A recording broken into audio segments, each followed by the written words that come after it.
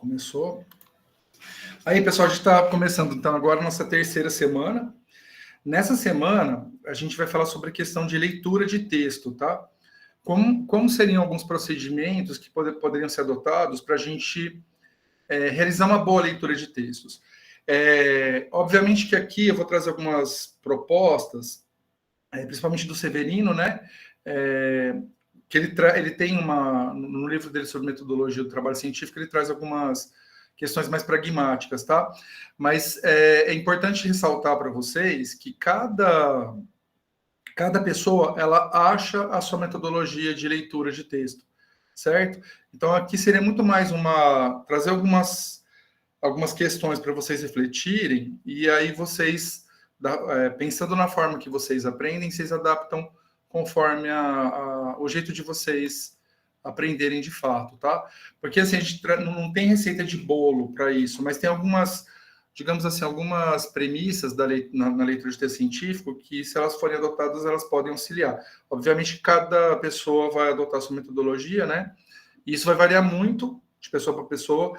Eu, por exemplo, eu sou aquela pessoa que eu preciso usar cores diferentes e marcar, por exemplo. Então, cada cor ela tem um significado para mim. Então, por exemplo, se eu uso azul sobre um tema X, se eu uso amarelo é um tema Y.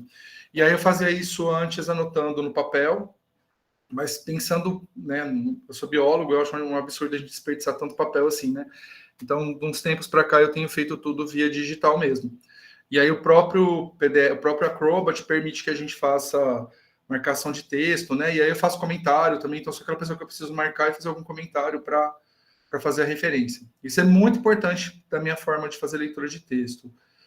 Mas, obviamente, cada pessoa tem a sua técnica, né? O que eu vou trazer aqui é algumas possibilidades, né? Para fazer a leitura de texto. E aí, na semana que vem, a gente vai falar mais da questão da escrita. Então, hoje vai ser uma aula voltada para a leitura, né? Para a prática de leitura, e a semana que vem a gente vai falar sobre a prática de escrita.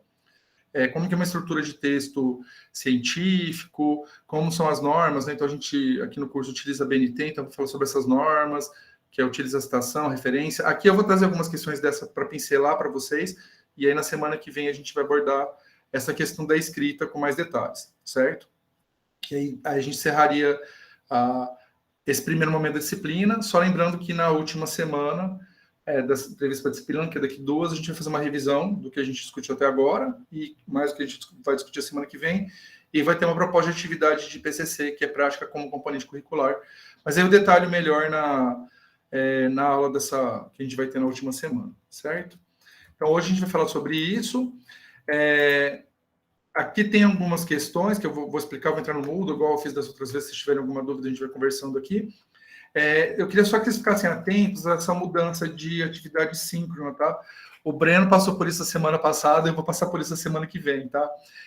Na terça-feira, dia 15 de novembro, é feriado, certo? Então, a atividade síncrona que a gente realizaria na terça, ela vai ocorrer na quinta-feira, certo? Porque na quarta-feira vocês têm a disciplina do Breno.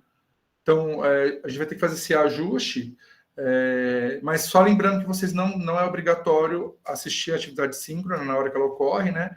É legal porque tem aquele momento de interagir, né? A gente consegue conversar e tudo mais, mas aqueles alunos que não conseguem participar podem assistir a gravação depois, que eu disponibilizo logo no dia seguinte, tá?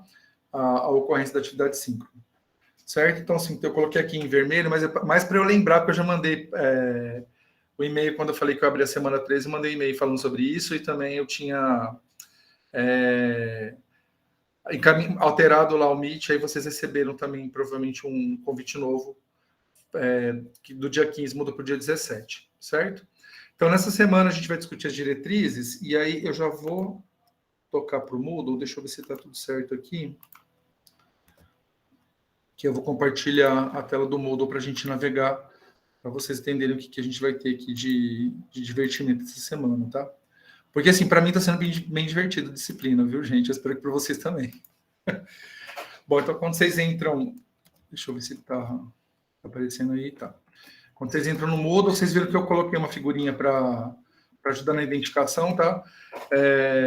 Porque, assim, não sei se para vocês tanto, porque vocês estão fazendo só 2 disciplinas, né? Mais a ambientação. mas eu tenho muitas disciplinas, né?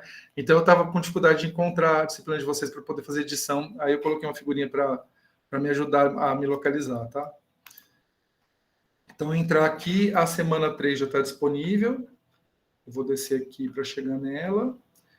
E aí, nessa semana, tem, né, a atividade síncrona, da maneira que vocês já sabem, né? O pessoal estava perguntando, eu vi no WhatsApp o pessoal perguntando onde que vocês conseguem acessar a atividade síncrona gravada. Se vocês entrarem aqui dentro da semana, na atividade síncrona, o link para o YouTube está lá disponível. Inclusive, abre o vídeo direto, tá? Na hora que você clica. Obviamente que na de hoje não vai ter, mas deixa eu abrir da semana 2. Então, aqui, por exemplo, da semana 2. Na semana 2, ela já está aqui. Então, basta você entrar lá e aí o vídeo já está direto aqui localizado. Certo? Então, voltando aqui. Em relação à leitura proposta da semana 3, que vai ser basicamente a bibliografia que a gente vai utilizar para a aula de hoje, é um capítulo do livro Metodologia do Trabalho Científico, tá, do Severino, e aí vocês vão estranhar, quem conhece, né, um pouco desse tipo de literatura, sabe que tem livros edições mais recentes desse livro do Severino. Só que essa edição eu consigo socializar o PDF porque não tem direito autoral mais nela, tá? E aí, como a informação que tem lá, ela é útil para a gente do mesmo jeito que aparece nas edições mais recentes, então eu estou usando essa de 2007, tá?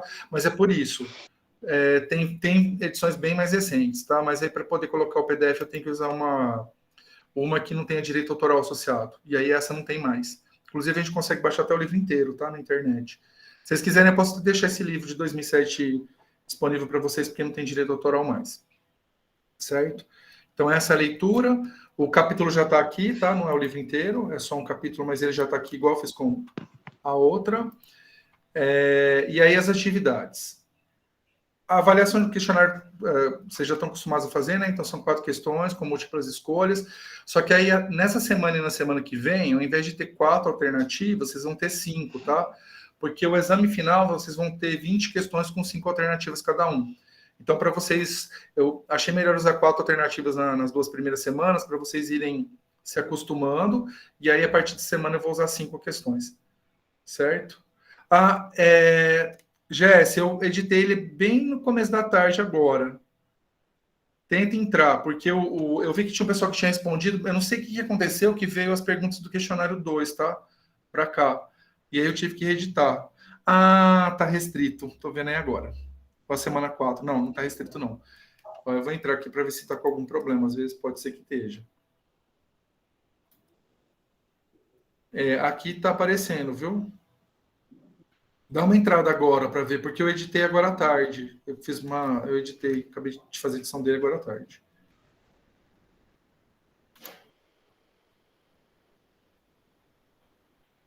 Tá, Jéssica, tenta entrar, vê se agora ele está disponível para você. Só para. Porque se você entrou mais à tarde ou de manhã, realmente não estava, tá? E aí, pessoal, se vocês quiserem tentar, quem puder acessar via computador, vejam se vocês conseguem acessar o questionário 3 e vejam se está aparecendo para vocês. Porque se não estiver aparecendo, eu vou ter que ver se está com alguma questão de restrição, tá?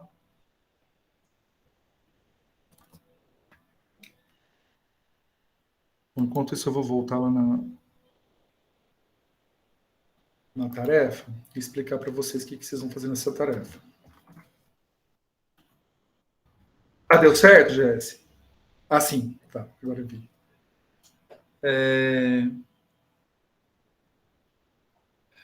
Luciana, você é do Polo Matão?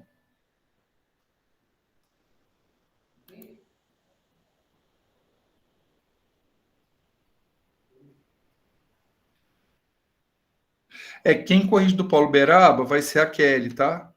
Mas ainda está no prazo de correção, porque como fecha hoje, os tutores podem, dependendo da semana, acho que eles conseguem corrigir um pouco antes, mas geralmente a gente corrige a atividade depois que fecha o prazo, tá? Professor, todas postadas até sábado eu fiz a correção. Aí, como o prazo é até dia 10, né? Para postagem, eu deixei agora para o final, porque aí já está fora do prazo também. Isso. Até no sábado estava dentro do prazo, sem a perda, né? Isso. Da nota. Não, perfeito. Tranquilo. É que é o procedimento padrão mesmo. Então, assim. Ixi, o que foi isso? Calma. Ela tá meio estressada hoje. Ixi.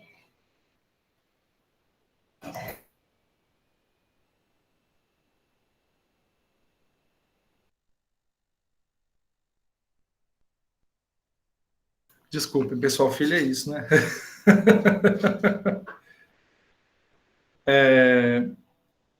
O do Franca, Yasmin, eu que estou corrigindo da semana 1, tá?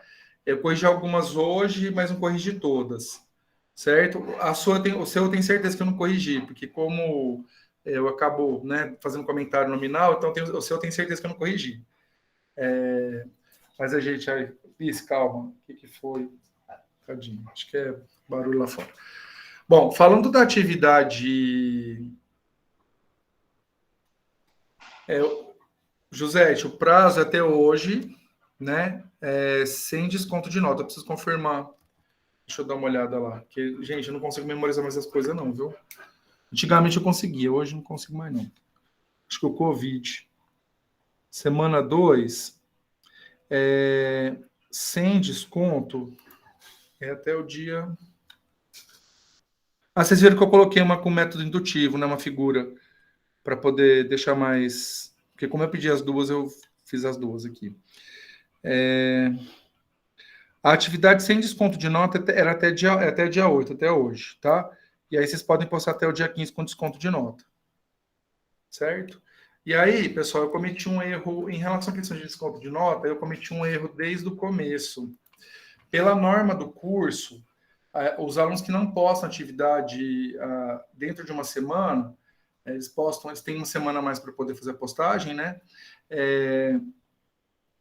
O desconto de nota é 50%, certo? Mas aí o que aconteceu, como eu errei isso desde a primeira atividade, eu vou manter até o final da disciplina, tá? Mas, na verdade, pela norma do curso, o desconto é de 50% da nota, viu? Então, mas foi um erro meu, tá? Mas isso, fiquem sabendo que com certeza as próximas disciplinas, inclusive as disciplinas que vocês vão ter comigo depois, é 50%. Eu não sei o que aconteceu, eu fiz confusão. Aliás, estou fazendo muita confusão. Acho que precisam tomar alguma coisa. Não, tem uma semana sem desconto, aí tem desconto de 50%, mas eu vou manter até 2 pontos, que é 20%, tá? Daniela, boa noite. Pois é, terá o processo de recuperar depois, pois estou tentando fazer atividades, mas pelo jeito parece que não consegui fazer. Fiz apenas uma atividade até hoje, eu acredito. Daniela, dá uma conversada com o tutor, porque você entrou mais tarde, foi isso? Ou você se enrolou no começo? Tá? O pessoal que está com problema de postagem e tal, que se enrolou no começo, não desanima não, viu, gente? Porque vocês estão no início do curso, é comum acontecer isso mesmo, até a pessoa se adaptar, né, a essa estrutura. Então, conversem com os tutores, que aí qualquer questão depois eles me encaminham, tá? Aí o pessoal do Polo Matão pode falar direto comigo. Por enquanto vocês estão sem tutor, então dá para a gente conversar. Eu acho que é outra, acho que é da outra semana, viu? Da semana 1, que eu acho que a Kelly fez comentário. Aí a Vandalira, boa noite, também preciso recuperar, porque eu estou sem notebook, pelo celular é bem complicado. Conversem com os tutores, tá, pessoal? Porque eu acho que nesse começo a gente tem que ter um pouco mais de paciência com vocês mesmo, que é mais difícil, certo? Até vocês entenderem como que funciona, certo?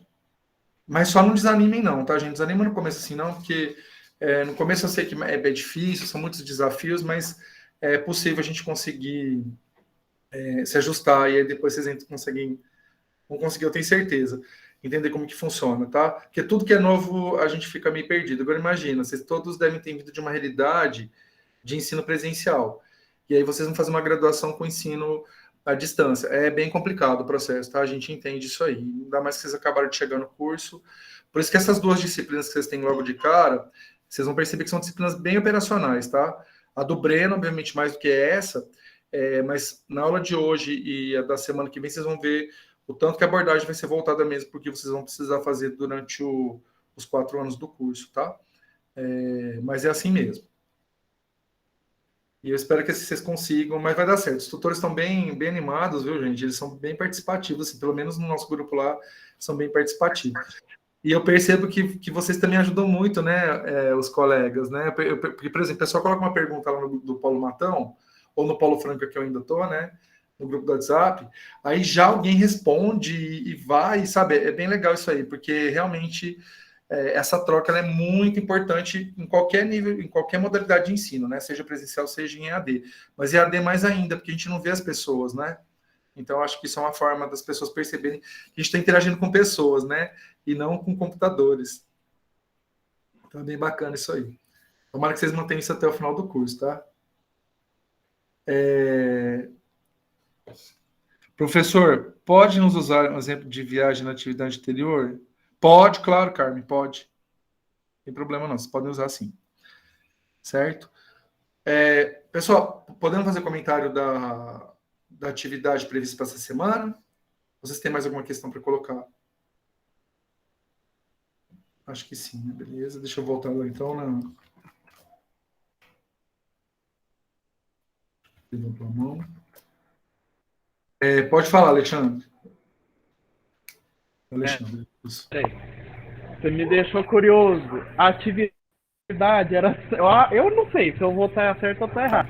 A atividade que o senhor deu para nós, ela era fácil de explicar. Difícil de ver se vai dar certo. Da semana passada você fala. Se tiver essa dúvida.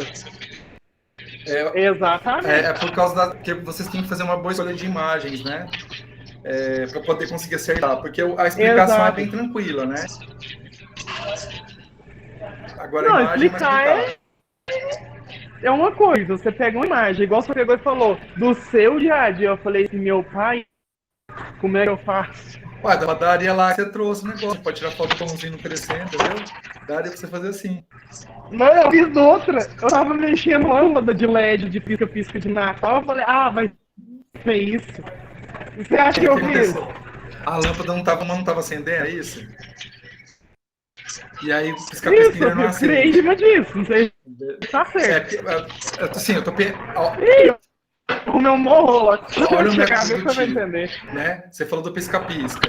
Aí, na minha experiência, pisca-pisca geralmente quando queima uma lâmpada, você perde toda aquela linha de pisca-pisca da frente, né? Porque tá em série. A extensão. Isso. Aí eu já imaginei isso, tá vendo? Eu usei método dedutivo agora. Acabei de usar o método dedutivo. E você usou esse mesmo? É legal. É interessante. Eu sei. Eu tava mexendo com o pisca-pisca. Eu fiquei uma semana batendo isso na minha cabeça, falando assim, gente, o que eu vou usar? Tem tanta coisa pra usar, mas não estava sabendo especificar onde que eu ia usar. Eu falei, no domingo eu tava testando meus pisca-pisca, lá em casa uns 50. Na horta, a casa inteira, dentro de casa, eu tô indo, é isso? Não, tá certo. É mais simples do que a gente imagina, né? Que a gente tem no dia a dia. Teve um do Paulo Franca, que ele descreveu uma alergia, ele teve com uma pulseira de relógio, né? E aí ele começou a perceber que ele usa a metodologia científica diariamente, em várias situações, né? E que ele, como a gente fez a discussão, e eu fiz vocês pensarem sobre isso, né? A gente pensou sobre isso, ele começou a perceber o quanto a gente usa de metodologia no dia a dia. Eu achei bem interessante nesse texto desse aluno lá do Paulo Franca também. Que é os textos que eu li, tá, gente? É do Paulo Franca. É interessante. Quero ver, acho que eu vou dar uma olhada, vou fazer uma amostragem para os outros povos minhas figuras, que eu fiquei curioso. Deixa eu ver que tem bastante coisa no fórum. Tá. A Jéssica ficou com dúvida. Peraí, nossa, gente, eu me perdi totalmente aqui. Tem bastante coisa aqui. Tá, o nosso grupo ajuda muito em onde eu parei. Anaílde, muito desafiador, primeiro curso EAD. Isso é fato. Desde a primeira semana, o meu ainda está sem nota e sem comentário. Essa é do Paulo Franca, né, Yasmin? A culpa é minha, viu? Pode ficar bravo comigo, viu? Eu perdi o momento do meu comentário da primeira atividade. Não, eu fiz comentário, alguns que eu li do Paulo Franca, tá? Que aí os comentários vocês têm com os próprios tutores fazem lá direto no... Onde vocês postaram a atividade, se vocês acessarem depois que o tutor corrige, tem lá um comentário. A minha atividade ficou fora do solicitado, de indutivo e dedutivo. Jéssica, você for do Paulo Franca, é o Marcos que vai corrigir, aí tem que esperar ver ele fazer a avaliação, tá? Pode usar exemplo no laboratório? Pode, Silvana. Aí a Fernanda também, o meu também, as minhas. Pode ficar, às vezes o Paulo Franca, a primeira semana, pode ficar tudo. E o Paulo Matão pode ficar bravo tudo comigo, viu? Eu fiz, mas fiquei bem na dúvida se estava certo. Boa noite, professor. Ainda não estou em nenhum grupo, sou de Uberaba. Gostaria do contato do tutor daqui, por favor. É a Kelly, viu, Adriana? Aí, se você puder falar com ela para poder te adicionar no grupo de Uberaba. Renata, enviei minha minha galeria de fotos. Atividade 2 é feita através do PowerPoint? Pode fazer através do PowerPoint, tá, Rosa? Dá para fazer no Word também, você consegue colar foto. O problema é colocar setinhas, né? Se vocês forem usar setinha, fica mais difícil. Fiz e usei seu exemplo com foto de viagem minha. Beleza, não tem problema, Kátia. Pelo Word, Adriele falou aqui, né, para a Rosa. José, professor, os alunos do Paulo de Uberaba não tem WhatsApp? Eu acho que, Kelly, você me ajuda? Eles têm, se a Kelly não tiver caído, né? Porque ela estava com problema de luz. Não, professor, tem sim, tem o grupo do WhatsApp. Pede para ela colocar, coloca o telefone aí no chat, que eu coloco lá no grupo agora, o pessoal adiciona você. Isso, pessoal que for do Paulo Uberaba, não tiver no grupo, coloca aí. Viu, professor? Ó, se for igual do de Matão e Franca, deve ser mesmo, que o de Franca e Matão é ó, o dia inteiro. Tá, Isadora, Isadora se ofereceu aqui, que eu vi aqui. Inês, não consigo ver minha última atividade, questões, se acertei ou não. Inês, é só você entrar de novo e aí você pede para ver a correção delas. Ou você vai na parte de notas, tá? Na parte de notas também você consegue ver. Que aí você vê se é o questionário 1, 2, 3, né? A atividade está escrito que foi avaliado, não foi comentado. Entre em contato com o tutor, tá? Para ver o que aconteceu. A Jéssica, Paulo Matão. Gente, vocês podem ficar tudo bravo. Matão e Franca, vocês podem ficar tudo bravo comigo, viu? Mas Franca só a primeira semana, tá? A partir da segunda semana vocês ficam bravos com o Marcos. O Paulo Franca. Minha dificuldade foi onde fazer atividade de recurso. Tá, pessoal, quando vocês estiverem com uma dificuldade desse jeito, eu sugiro vocês fazerem o seguinte. Aí eu não tenho acesso ao programa e tal. Vocês podem fazer à mão mesmo e bater uma foto, porque eu deixei programado que vocês podem enviar arquivo de foto, tá? Inclusive, se vocês estiverem com dificuldade, eu estou sem computador, eu não consigo digitar o texto, né? Que é o problema do texto que tem a formatação, né? Se não tiver exigência de formatação, vocês podem escrever à mão e postar, tá, gente? O problema é quando tem formatação, porque é para vocês fazerem o exercício de utilizar o editor de texto, certo? Professor, esse final de semana peguei para ler as matérias, fiquei com medo da prova, pois é bastante coisa, né? A prova, na verdade, ela vai ser uma prova de questão fechada, tá? Que é o que vocês têm. Por isso que eu coloquei uma atividade de questão fechada em cada semana. Então, basicamente, é mais ou menos aquela mesma estrutura de pergunta e resposta, viu? Pode ficar tranquilo, viu, Daniela? Que a ideia é que as perguntas vão ser parecidas com aquelas que vocês foram respondendo ao longo da disciplina, né? Pode usar a imagem de estudo da sua filha, não tem problema. A Flávia, sou do Paulo Franca, gostaria de ser adicionada ao grupo de Franca. Pessoal, se alguém puder adicionar a Flávia, por favor, que ela colocou aqui do Paulo Franca. A Inês, que maravilha. A Kelly colocou aqui, certo? Responde tudo, né, pessoal? Acho que não deixei ninguém para trás, não, né? Tranquilo. Então, posso falar da atividade 3? Tá, peraí. Professor, na atividade semana 2 precisa colocar a seta? Não. Se você colocar na sequência, primeira imagem à esquerda e segunda imagem à direita, a gente entende que o sentido da leitura é esse, tá? Então, dá certo, pode ser. Às vezes tem dificuldade com o computador. O problema, Inês, é que como a ideia é que vocês aprendam a usar a formatação, que, por exemplo, os trabalhos, né, eles devem seguir a BNT. E aí, para você poder seguir a BNT, você tem que usar o computador, porque vai ter tamanho de fonte, tipo de fonte, né? Então, faz parte também do processo de aprendizagem de vocês aprender a usar essas tecnologias, tá? Então, por isso que quando eu pedir formatação em texto, vocês vão precisar obrigatoriamente usar algum editor, tá? De texto, que pode ser o Word, pode ser o... tem uns editores gratuitos, né, que vocês conseguem usar, que tem disponível... Talvez, acho que o Breno deve ter falado com vocês sobre isso, né? Você pode desenhar, Josete, não tem problema, pode ser desenho, por isso que eu coloquei ilustração em vez de foto, tá? O que é chamado de encontro presencial, na verdade, é o dia que vocês vão fazer a prova, tá, pessoal? A prova final é presencial, certo? A Luciana colocou, acho que o link para o... Esse é de Franca, Luciana? Esse que você colocou aqui para o WhatsApp? A Jane, minha atividade eu fiz sobre viagem. A Karina, boa noite, sou do Paulo Franca, me adicione ao grupo. Boa noite, sou um pouco perdido. Quando será encontro presencial? Flávia, a atividade final, que é a prova, ela vai correr dia 26 de novembro, tá? Então, essa que não é um encontro presencial para vocês terem aula, tal, é para fazer avaliação, tá? Porque tem uma exigência do MEC que pelo menos uma avaliação que tem maior nota, ela ocorre de forma presencial. Pode fazer desenho, tá, Dilane? Não precisa fazer foto, tá? No caso, quando for edição, quando for texto, vocês vão ter que usar editor, tá? Porque a questão da formatação é uma questão da disciplina, inclusive, né? A Luciana colocou aqui o link para entrar no WhatsApp do Paulo Beraba. Aí, a Liana, professora, eu fiz atividade, não sei se poderia usar o exemplo que usei na atividade da semana 2. Pode, não tem problema, porque você tem duas formas de representar, né? A informação, não tem problema não, tá? A Kelly, professor, na atividade 2 são somente 12 imagens para colocar? Não, você pode usar até mais, tá? É que no método dedutivo, geralmente você tem lá uma observação a priori e a dedução em seguida, né?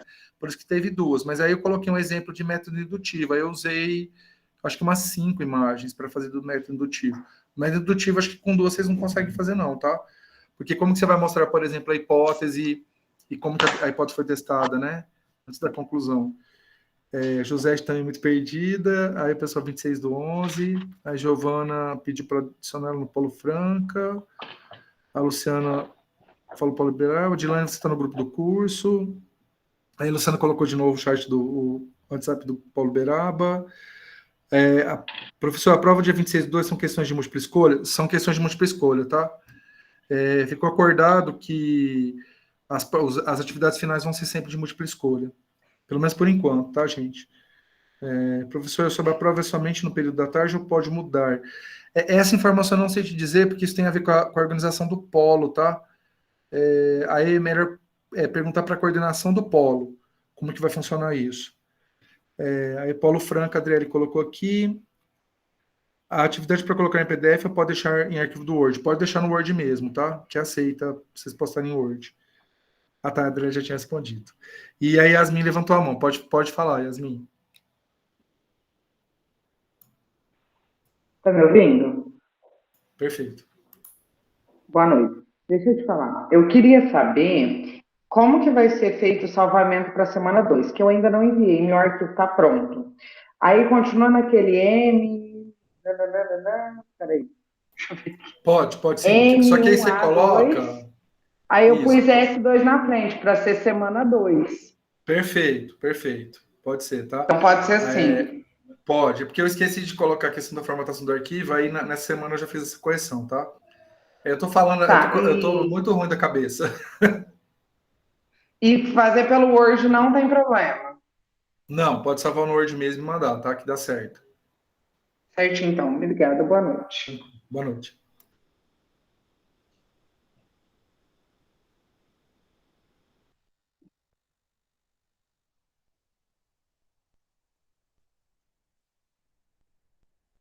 Pessoal, ó, como eu não fiz não coloquei nenhuma formatação de nome de arquivo para semana 2, então o nome que vocês mandaram no arquivo não tem problema não, tá? Mas da semana 3 já coloquei uma instrução a respeito disso, tá?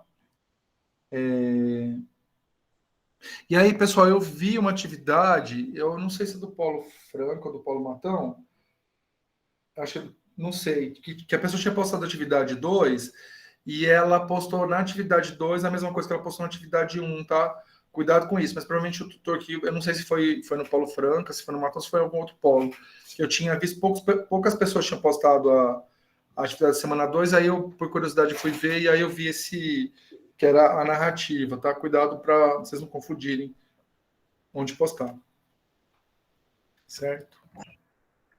E aí, então, pessoal, para essa semana, então, além do questionário, né, tem a tarefinha que é reflexões sobre leitura de texto científico.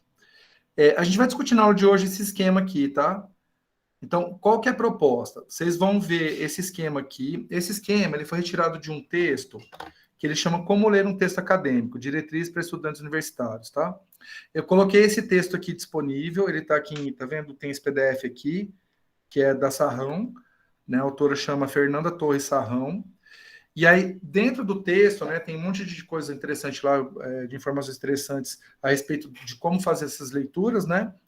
E aí tem, no finalzinho do texto, tem esse esquema que a gente vai discutir, né, na aula de hoje. Então, a partir dessa informação do texto e desse esquema aqui, vocês vão escrever um texto reflexivo, que vocês vão apontar os principais pontos que estão nesse esquema aqui. Tá? Caracterizar a estrutura de um texto acadêmico, definir objetivos para a leitura, elaborar perguntas com base no título e subtítulo, identificar informações desconhecidas, avaliar informações apresentadas, avaliar a própria compreensão do texto, relacionar informações do texto com outras fontes de informação e produzir algo novo a partir da leitura. Então, tem essas informações aqui, vocês vão desenvolver as informações que estão aqui em um texto, tá? Então, vocês vão precisar fazer um texto que essas informações conversem entre si. A autora, ela vai detalhar, né, cada um desses aspectos, mas, na verdade, esse texto aqui é como se vocês fossem fazer uma resenha, tá? A gente vai falar dos tipos de texto a semana que vem, mas resenha é um texto que você faz um resumo, mas você também, de alguma forma, se posiciona, tá? Você pontua algumas opiniões nele. Vocês já leram resenha de livro, né? Resenha de filme. Então, você tem lá, apresentado a informação geral do livro ou do filme, né? E aí, quem está apresentando isso vai fazendo comentários ao longo à medida que vai apresentando os elementos, né? Em YouTube é muito comum isso aí, quando a gente vê o pessoal comentando de filme, de livro, na verdade, eles fazem resenha, só que não escrita, né? Eles fazem uma resenha comentando sobre. E aí, a partir disso aqui, aí tem aqui, então, o tema do texto está baseado nesse. Isso aqui é um percurso, né, de conceitos, tá?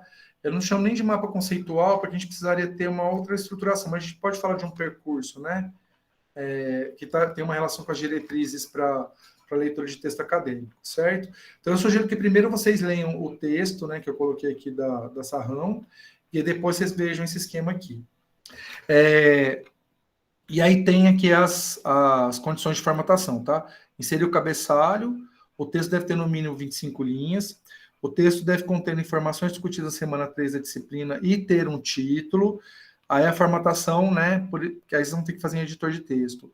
Deve ser folha 4, escrito em Times New Roman, tamanho 15, parágrafos justificados, espaçamento em meio, mais de 2 centímetros.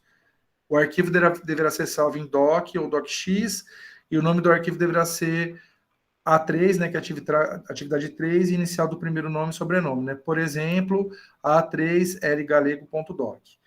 E aí vocês têm até às 23h55 do dia 15 de novembro, para fazer postagem. Postagens que forem feitas nesse prazo podem ocorrer até o dia 22, certo? Só que aí vai ter um desconto de 2 pontos. Só lembrando que eu cometi o erro de que, pela norma do curso, são 5, tá? Então tem desconto de 5 pontos e não de 2 pontos somente. Mas como eu cometi esse erro desde o começo, eu vou manter até o final da disciplina. Certo? O que mais? Bom, pessoal, alguma dúvida em relação a essa atividade? Aí vejam que esse texto ele não vai ser narrativo, tá? Esse vai ser um texto discursivo. Então, vocês vão ter que apresentar os argumentos e treinar esse tipo de estrutura de texto também. Certo? Sim, Camila. As 4 margens vão ser de 2 centímetros. Certo? Vanessa, eu acho que é mais fácil você me perguntar o que você me falou que você não entendeu da atividade. Que aí eu vou direto na sua dúvida. Qual foi o ponto que você está assim insegura em relação a ela? Professor, no caso aí, você vai ter um texto. Nesse texto a gente vai ler ele, normal. Daí, desse texto, eu vou tirar um trecho importante do texto, assim, e depois eu vou opinar no texto, sim ou não. Eu vou descrever alguma coisa do texto, no caso, a minha opinião. Uma boa pergunta, tá, Vanessa? Vocês não devem copiar trechos do texto, tá, gente? Porque isso é plágio. Mas foi bom você ter perguntado. Ótimo. Isso é importante. Eu vou falar mais sobre isso na semana que vem, tá? Mas beleza. Vocês devem ler o texto para ter uma ideia do que o texto se trata e vocês devem escrever o texto utilizando as informações que vocês entenderam, certo? Vocês não devem copiar trecho do texto e colar. Vocês têm que escrever o texto a partir do que vocês entenderam do texto. E aí vocês vão utilizar... Eu entendi, então. Isso. Só que aí você usa esse esqueminha que está aqui, ó, na questão, você pode usar ele como um roteiro para você escrever o texto, certo? Então, você fala, por exemplo, você vai começar a ter o texto, você começa a ter o texto falando sobre o que é a estrutura de um texto acadêmico. E aí, depois, o outro parágrafo.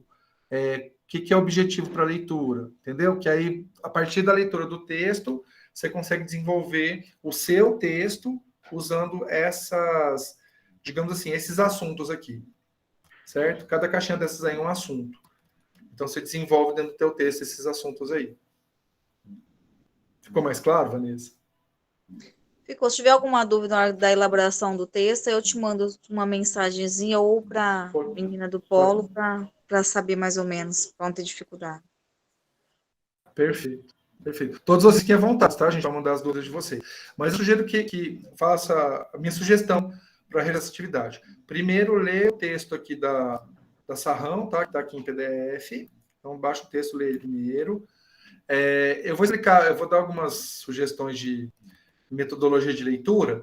De repente, vocês podem até aplicar essas sugestões, tá? Para fazer a leitura desse texto. Por isso que eu coloquei um texto de apoio para resolver a questão, tá? Porque a gente está falando de prática de leitura. Então, é interessante que vocês utilizem a prática de leitura para fazer a leitura desse texto. E aí, depois, vocês vão produzir um texto de vocês. Que é nas práticas de leitura, tem uma etapa que é importante, que é a produção. Porque uma forma de você assimilar, né, e compreender a leitura é, de alguma forma, você produzir algo novo a partir daquilo que você leu anteriormente, tá? A gente vai falar mais sobre isso na aula de hoje, mas seria justamente para vocês treinarem a questão da leitura de texto científico, tá? Por isso que eu coloquei esse texto de apoio. Então, eu sugiro que vocês leiam o texto primeiro, e aí depois vocês vêm para esse esquema. E aí, esse esquema, utilizem ele como se fosse quais são os assuntos que eu preciso trabalhar no meu texto? Então, são esses aqui que estão nesse caminho aqui, tá? Tem um caminhozinho aqui, né, que tem os conceitos, eles estão ligados, né, nesse caminho.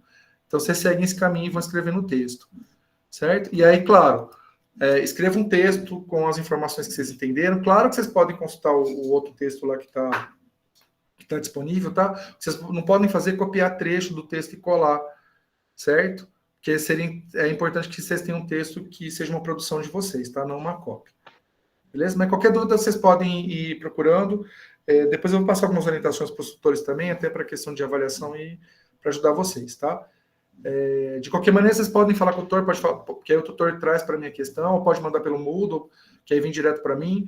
Aí o pessoal do Polo Frank e do Polo Matão pode também mandar lá no grupo. Se eu demorar para responder, coloca assim, @ que me sinaliza, até que eu preciso ver. Eu me perco um pouco no WhatsApp, eu não sei. O WhatsApp não é uma coisa que está muito certo para mim. Certo? Pessoal, eu sei que tem um pessoal que levantou a mão, mas tem aqui no chat muita gente colocou umas perguntas aqui, tá? Peraí, deixa eu ver se tem alguma coisa a respeito disso aqui. A da Vanessa, que foi onde eu parei. Dayana, as informações você coloca logo no começo da página, tá? E aí tem um modelo de cabeçalho que eu coloquei bem na introdução da disciplina. Vou voltar lá para mostrar para vocês isso aqui, ó, que eu coloquei ali Tem um modelo de cabeçalho logo aqui, tá vendo? Ó? Então, vocês devem usar essas informações aqui no cabeçalho de vocês. Certo? Isadora. Professor, será que a matéria não pode ser disponibilizada antes da aula? Tipo, durante o dia, para a gente dar uma lida antes? Então, Daniela, eu gostaria muito de conseguir fazer isso, só que eu não estou conseguindo, porque tá muito complicado para a gente na FTM agora, para quem tem cargo de coordenação, né? Eu sou coordenador do meu departamento. E aí, essa época é época de matrícula. Então, todos os problemas da disciplina estão vindo agora. Eu não consegui disponibilizar antes, tá? Mas a minha ideia era disponibilizar antes, tá? É erro meu. Seria perfeito que eu conseguisse, mas eu não tenho conseguido. Eu vou tentar na semana que vem fazer isso, tá? Mas eu acho que seria mais efetivo realmente disponibilizar. É que essa disciplina é a primeira vez que eu estou ministrando, então eu estou preparando ela do zero. É por isso que está um pouquinho mais enrolado, tá? O texto precisa de título, tá, Rosângela? É um dos critérios de avaliação. E é isso. Certo? Pessoal, se vocês forem... Porque provavelmente acho que vai surgir as dúvidas à medida que vocês forem escrevendo o texto, né? E aí acho que vocês forem fazendo atividade, aí vocês vão mandando para a gente, tá bom? Professor, eu só escrevi as informações do cabeçalho, não coloquei o logo do FTM. Natália, não precisa colocar o logo, tá? Pode ficar só, se você escrever Universidade Federal Triângulo Mineiro, a informação já está ali, tá? Da universidade. Mas quem colocar o logo também não está errado, tá? Mas não seria uma questão obrigatória, não. Alguém tinha levantado, parece que a Yasmin e o Alexandre tinham levantado a mão, vocês levantaram por engano ou vocês desistiram de perguntar? Eu levantei e não tinha passado. Tá ok. Acho que o Alexandre também tinha levantado, pelo que eu vi.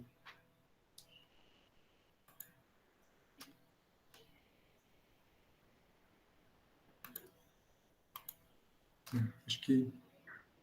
Tranquilo, tá? Essa parte, né, pessoal? Então, acho que eu vou fechar aqui o mudo e eu vou abrir... Aqui.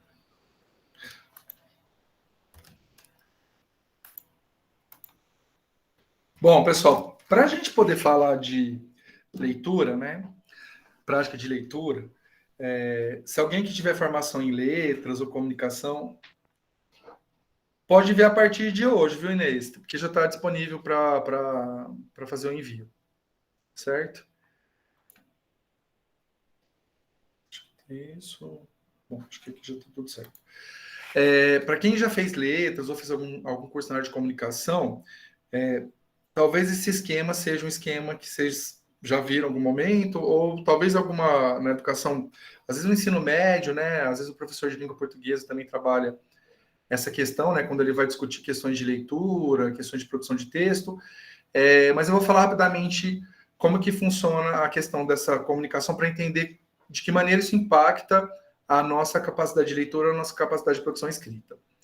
Então, a gente tem que sempre pensar que quando a gente pensa em comunicação, seja ela a partir da leitura, seja ela a partir da escrita, a gente tem alguém que produz determinado texto e tem alguém que vai ter acesso a esse texto, né? E aí, quando a gente fala texto, o texto não é só escrito, tá? Porque tem textos verbais e textos não verbais. Então, dependendo, por exemplo, quando um pintor pinta um quadro, né? Ele é o autor daquele quadro. E aí o texto dele é a pintura.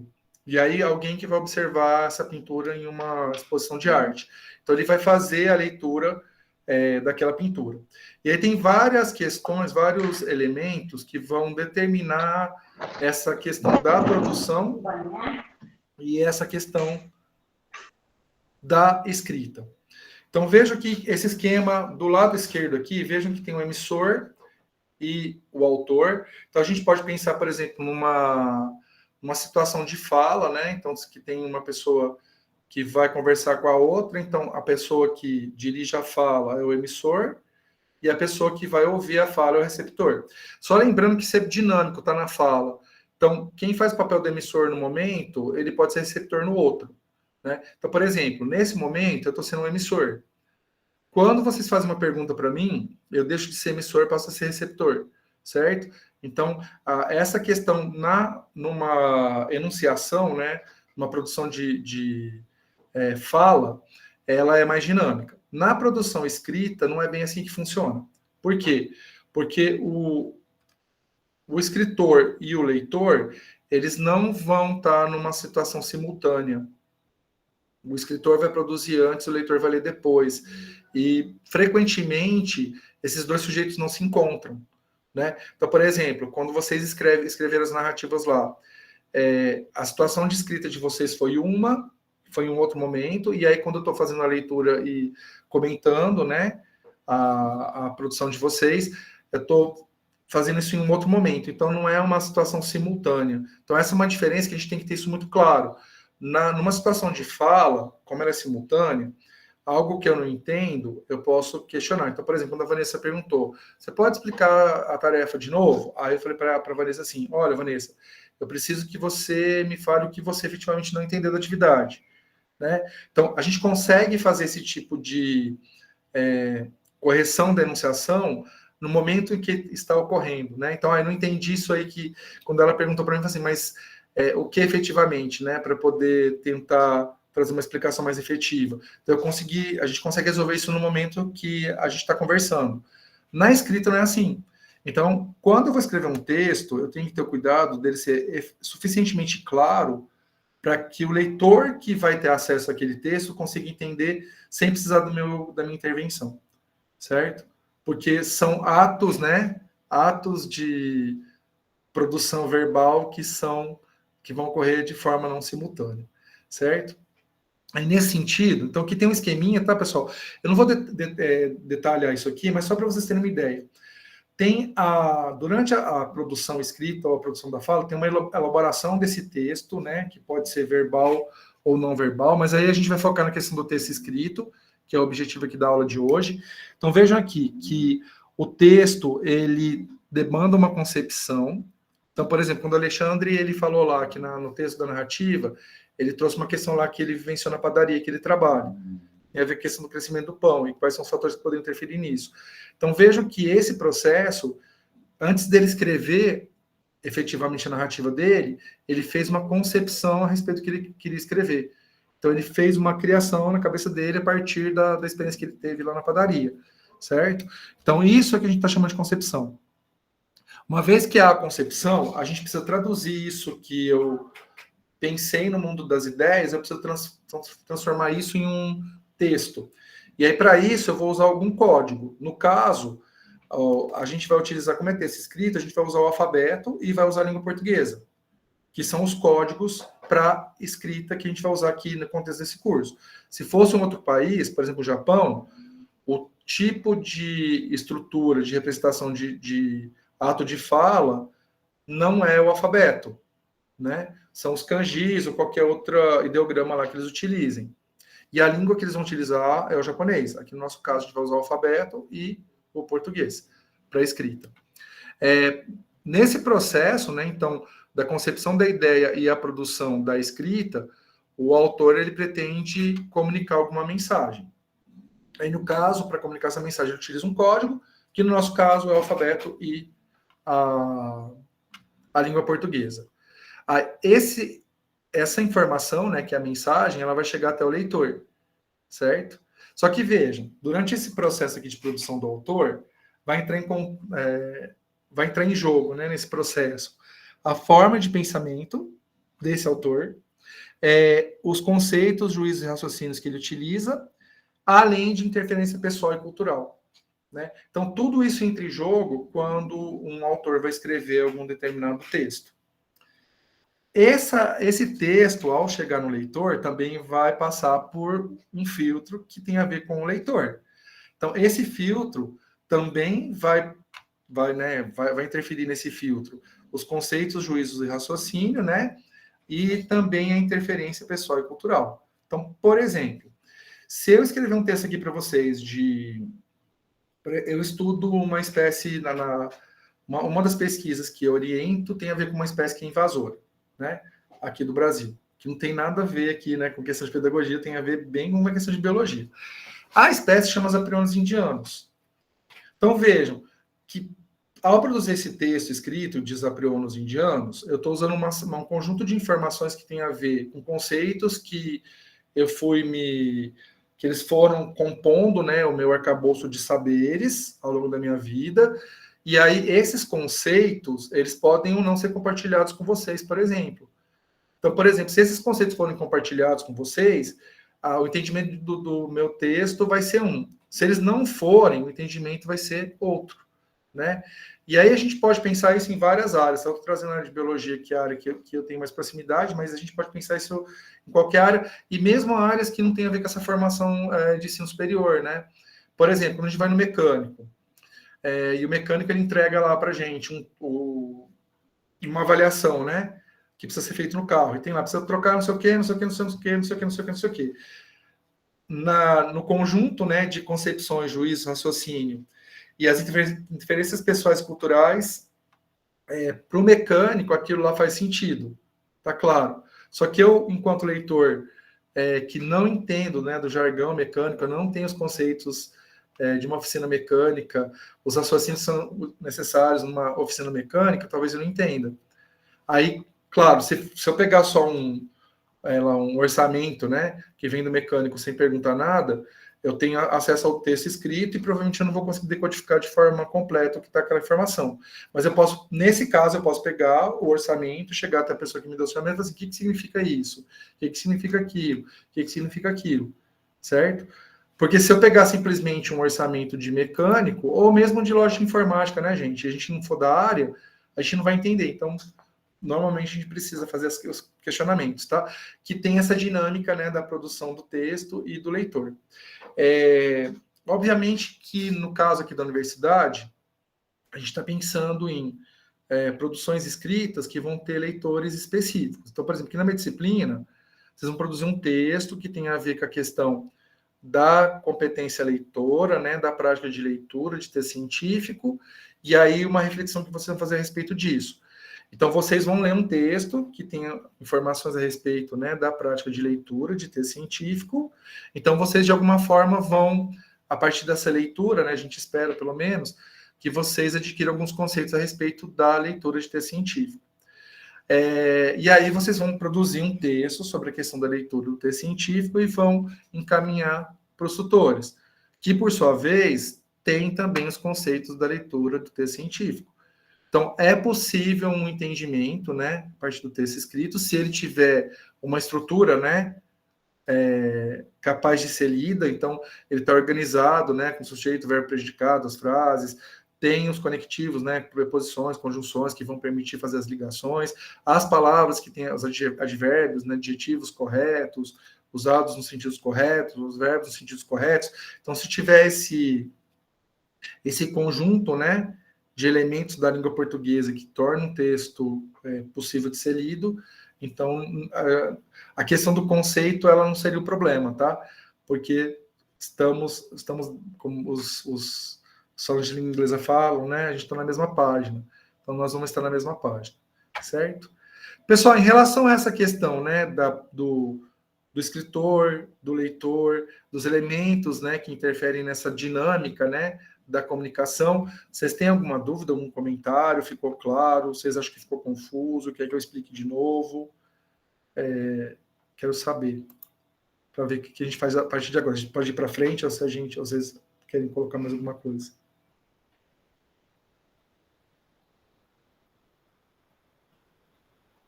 Tá tranquilo mesmo, pessoal?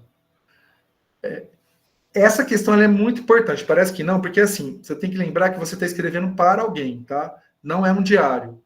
Então, você tem que se preocupar que aquele alguém que vai ler o texto, ele entenda aquilo que você escreveu. E aí, vocês vão precisar, não só para a disciplina aqui, tá? Mas para o curso inteiro e para as práticas de escrita que vocês tiverem no futuro, certo? Por que a gente vai falar de leitura primeiro? Porque a gente se entendendo um bom leitor, a gente consegue, a partir do uso correto, né? O uso correto não, o uso apropriado da língua portuguesa, porque, né, o uso correto, na verdade, qualquer uso, desde que tenha a situação de comunicação, ele é correto, tá? Mas um uso apropriado dentro do contexto da escrita acadêmica, ele demanda conhecimento, né, de palavras, de conectivos e construções, que isso também vocês vão adquirir ao longo do curso. Beleza. Bom, usando o Severino, né, que é o autor principal que a gente vai utilizar aqui na aula de hoje, o Severino, ele propõe, né, que existem quatro habilidades, né, importantes que estão relacionadas à leitura analítica. Primeiro, a leitura analítica, ela me permite, por exemplo, ler um texto e entender o texto na sua totalidade. Vou dar um exemplo para vocês. Eu sei que alguns de vocês aqui são professores, sei que nem todos são, mas uma coisa, por exemplo, que eu, enquanto professor, tenho percebido nos últimos tempos. Quando a gente coloca uma pergunta que ela tem, sei lá, 4 ou 5 linhas, muitos alunos têm dificuldade em responder a pergunta na sua integridade. Por quê? Porque quando a gente coloca uma pergunta, na verdade, ela é uma unidade de significado, a pergunta inteira.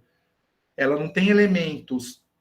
A gente usa elementos, né, que são as palavras e sílabas, né, sílabas e palavras, que vão compor aquele parágrafo, né, da pergunta, só que a informação ela está na pergunta inteira e não em parte dela. Então, por exemplo, eu lembro uma vez que eu coloquei uma pergunta quando dava aula de biologia celular. Eu coloquei uma pergunta assim: considerando a produção de energia, qual seria o papel da membrana plasmática na permeabilidade do oxigênio? Então, aí eu quero saber especificamente, nessa pergunta, eu quero saber especificamente de que maneira a membrana plasmática ela está relacionada ao processo de respiração celular. Eu não quero saber a função da membrana plasmática e eu não quero saber o que é respiração celular. Eu quero saber o papel da membrana plasmática na respiração celular. Muitos alunos responderam qual era o papel da membrana plasmática, o que é membrana plasmática, o que é permeabilidade seletiva. Outros tantos responderam o que é respiração celular, qual que é o papel da respiração celular na produção de energia, e alguns poucos responderam ligando as duas coisas. Por quê? Porque ao ler a pergunta, eles não fizeram essa leitura analítica que o Severino está propondo aqui, que é entender, né, aquele todo como um todo e não como parte. Né? Quando eu leio um livro, por exemplo, o livro é dividido em capítulos, né? Obviamente, cada capítulo ele tem uma unidade de significado ali para gente. Só que a história é contada no livro inteiro. Então, quando a gente consegue fazer uma leitura analítica, a gente consegue entender o significado global dos textos que a gente lê, né? E não particularizar tanto que a gente perde essa ideia do todo. Certo? Então, esse é o primeiro ponto. O segundo ponto é treinar para compreensão e interpretação crítica dos textos. Né? Então, por exemplo, quando a gente lê um texto, a gente precisa entender o que está escrito ali. Né? E aí também entender quais são os elementos do texto que estão me dificultando entender o que está escrito ali. Então, por exemplo, às vezes a gente lê um texto e a gente não entende o texto porque ele tem vocabulário que a gente não conhece. Então, se o texto tem um vocabulário que eu não conheço, ou eu tento preencher o significado a partir do contexto do texto. Então, por exemplo, eu leio o parágrafo inteiro, tem uma palavra que eu não sei o que é. Por exemplo, os aprionos. Eu não sei que palavra que é essa. Aí, lendo o texto, eu consigo entender que os aprionos é uma espécie. Então, a partir dos outros elementos do texto, eu consigo recuperar o sentido daquela palavra que eu não conhecia. Mas, às vezes, a palavra ela não tem um contexto que permita a gente deduzir, né? Usar método dedutivo para descobrir que palavra que é aquela. Então, eu preciso fazer o quê? Usar um dicionário. E eu fico pensando, gente, o tanto que é fácil a gente usar dicionário hoje, né? Porque quando eu era aluno da escola pública, e mesmo no ensino superior, se eu tinha uma dúvida em relação ao vocabulário, eu lembro que eu ia estudar na biblioteca, né? Tanto no curso de letras quanto no curso de biologia, eu levava um dicionário de língua portuguesa, porque tinha palavra que eu não conhecia. Aí eu consultava a palavra no dicionário. Hoje a gente consegue, tem aplicativo que você aponta o celular, ele te dá o sinônimo da palavra, né? Então, então a gente tem que tomar esse cuidado. E outra questão é a interpretação crítica dos textos, tá? A gente tem uma tendência de achar que, porque o texto está escrito, ele só tem informações corretas e reais e verossímeis, tá? Isso não é verdade. Principalmente por causa das redes sociais, e eu acredito que o WhatsApp talvez seja o principal responsável, né? Instagram, Facebook, TikTok, tudo permite isso aí, mas eu acho que o WhatsApp, como você tem a relação nossa com o WhatsApp é mais pessoal, né? Porque você conhece as pessoas que estão ali trocando mensagens com você, então realizando essas ações, esses atos de fala, né? Utilizando o WhatsApp. Vem uma informação escrita, a gente tem que localizar elementos que ajudam a gente a identificar se aquela informação é verídica ou não. Então, por exemplo, às vezes a gente recebe um texto lá falando assim, ó, médico tal diz que a pandemia da Covid acabou, né? Não tem mais pandemia de Covid, o Covid foi extinto. Quando você vai analisar o texto, você vai perceber, por exemplo, que tem erros de português, tem frases mal escritas, tem um jargão que a gente não esperaria que o médico utilizasse. Então, a gente, usando a nossa criticidade, a gente vai perceber que aquele texto provavelmente não deve ter sido escrito por um médico. E se a ideia é que o médico tenha realizado aquele ato de fala, então a gente espera que ele atenda algumas premissas que a gente espera que venha de um discurso, não de um médico em si, mas de um texto que traga essa informação da área de saúde, né, da área médica. Então, se tem alguma coisa errada, você fala, tem alguma coisa errada nisso aqui, certo? Se a gente tivesse uma formação legal na escola e levasse a gente a perceber, né, essas nuances, né, da produção de texto, né, e a veiculação de texto, com informações falaciosas, com informações que a gente chama de fake news hoje, tá? Isso em várias áreas, né? A gente está num momento, acabamos de vivenciar um momento político, ainda a gente tá tendo algumas questões aí, né, de fake news ainda, mas não é só para a questão política, né? Tem muita fake news que vem, envolvendo atleta. Tanto é que quando saiu aquela notícia lá do Guilherme de Pádua que ele tinha morrido, e colocaram aquele pastor falando, eu falei, gente, isso aí deve ser fake news, porque como que alguém vai falar da morte de alguém daquele jeito? Não sei se vocês viram. O pastor falou de um jeito que parecia que ele estava sorrindo, né? Falando da questão do Guilherme de Pádua ter morrido de infarto, né? O assassino lá da Daniela Pérez. E aí você fala, nossa, gente, mas pode ser fake news. Aí quando você começa a ver que alguns sites que têm um compromisso mais sério com a veiculação de news, né, de informações, eles estão trazendo a mesma notícia, né? O Guilherme de Pádua morreu de infarto. Aí você fala assim, opa, peraí, então isso aqui é confiável. Então, quando a gente tem dúvida, pessoal, de alguma coisa, por exemplo, distribui uma informação lá, a gente tem dúvida, o que a gente deve fazer? Consultar outras fontes. Não acreditar na primeira fonte que vem. Então, a gente precisa consultar outras fontes. E aí, nesse sentido, a gente desenvolve a nossa leitura crítica, né? Ele morreu mesmo, viu, Yasmin? Bom, até onde que se sabe, né? Ele morreu, né? Vai que a morte foi forjada, não sei.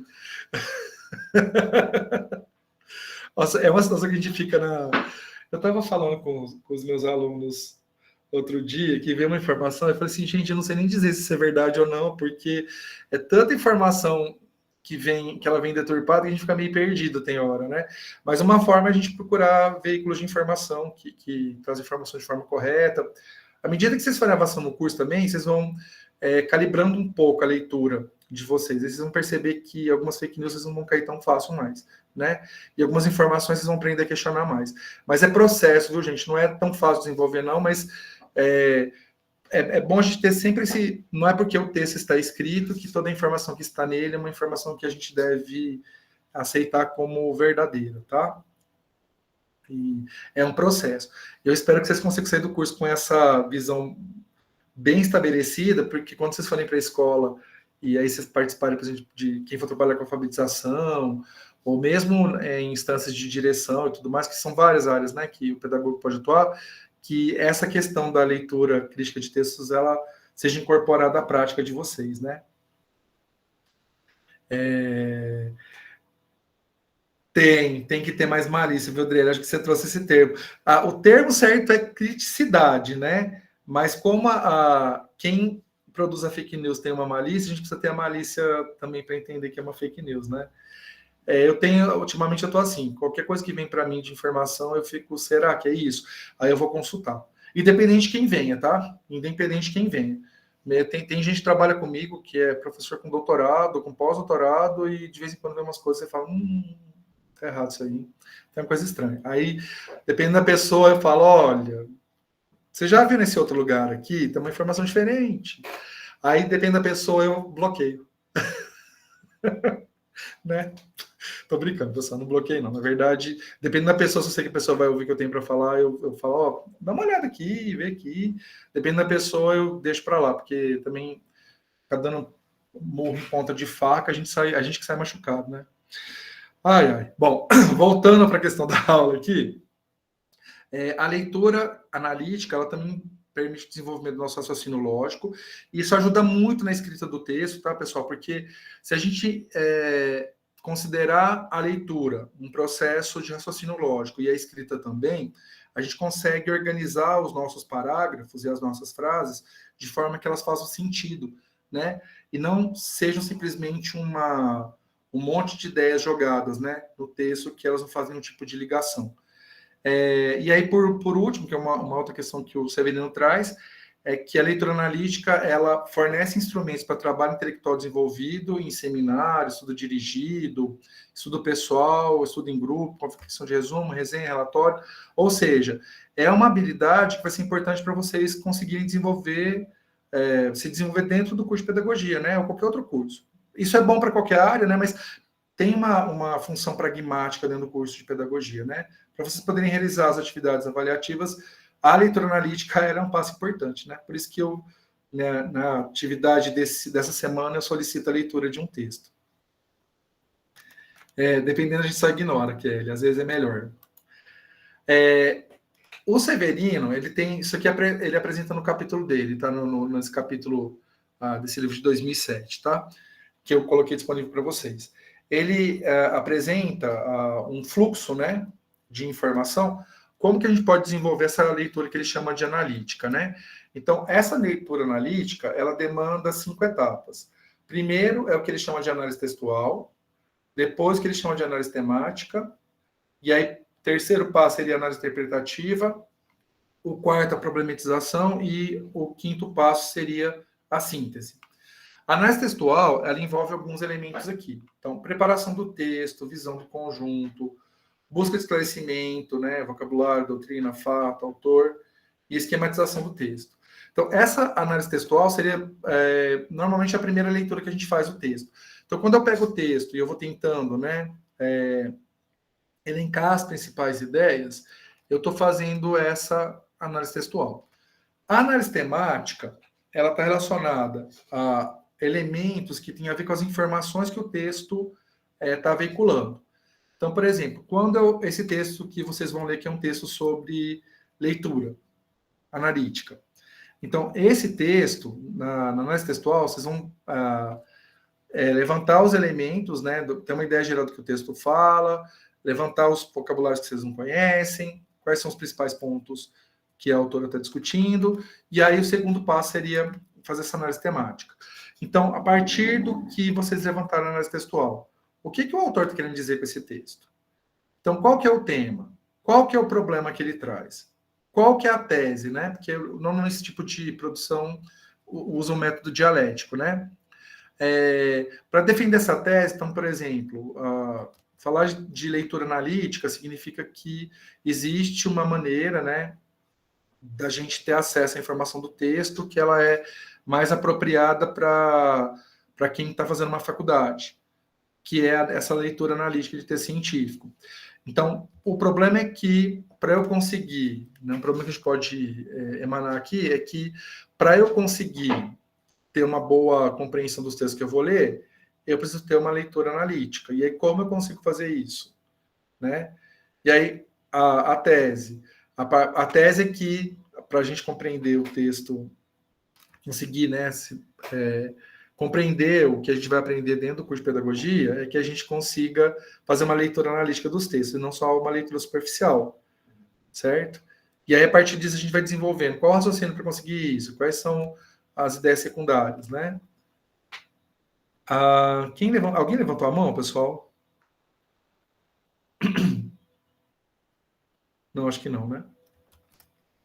A terceira etapa, que é a análise interpretativa, então, uma vez que você entendeu a mensagem, você precisa entender os elementos, né, que não necessariamente vão aparecer de forma explícita no texto, né? Então, por exemplo, o autor, quando ele defende uma determinada ideia, ele pode estar falando sobre um posicionamento que tem a ver com uma determinada forma de se entender a leitura. Então, por exemplo, quando eu penso em leitura, eu posso pensar em leitura superficial, eu posso pensar numa leitura média, eu posso pensar numa leitura crítica.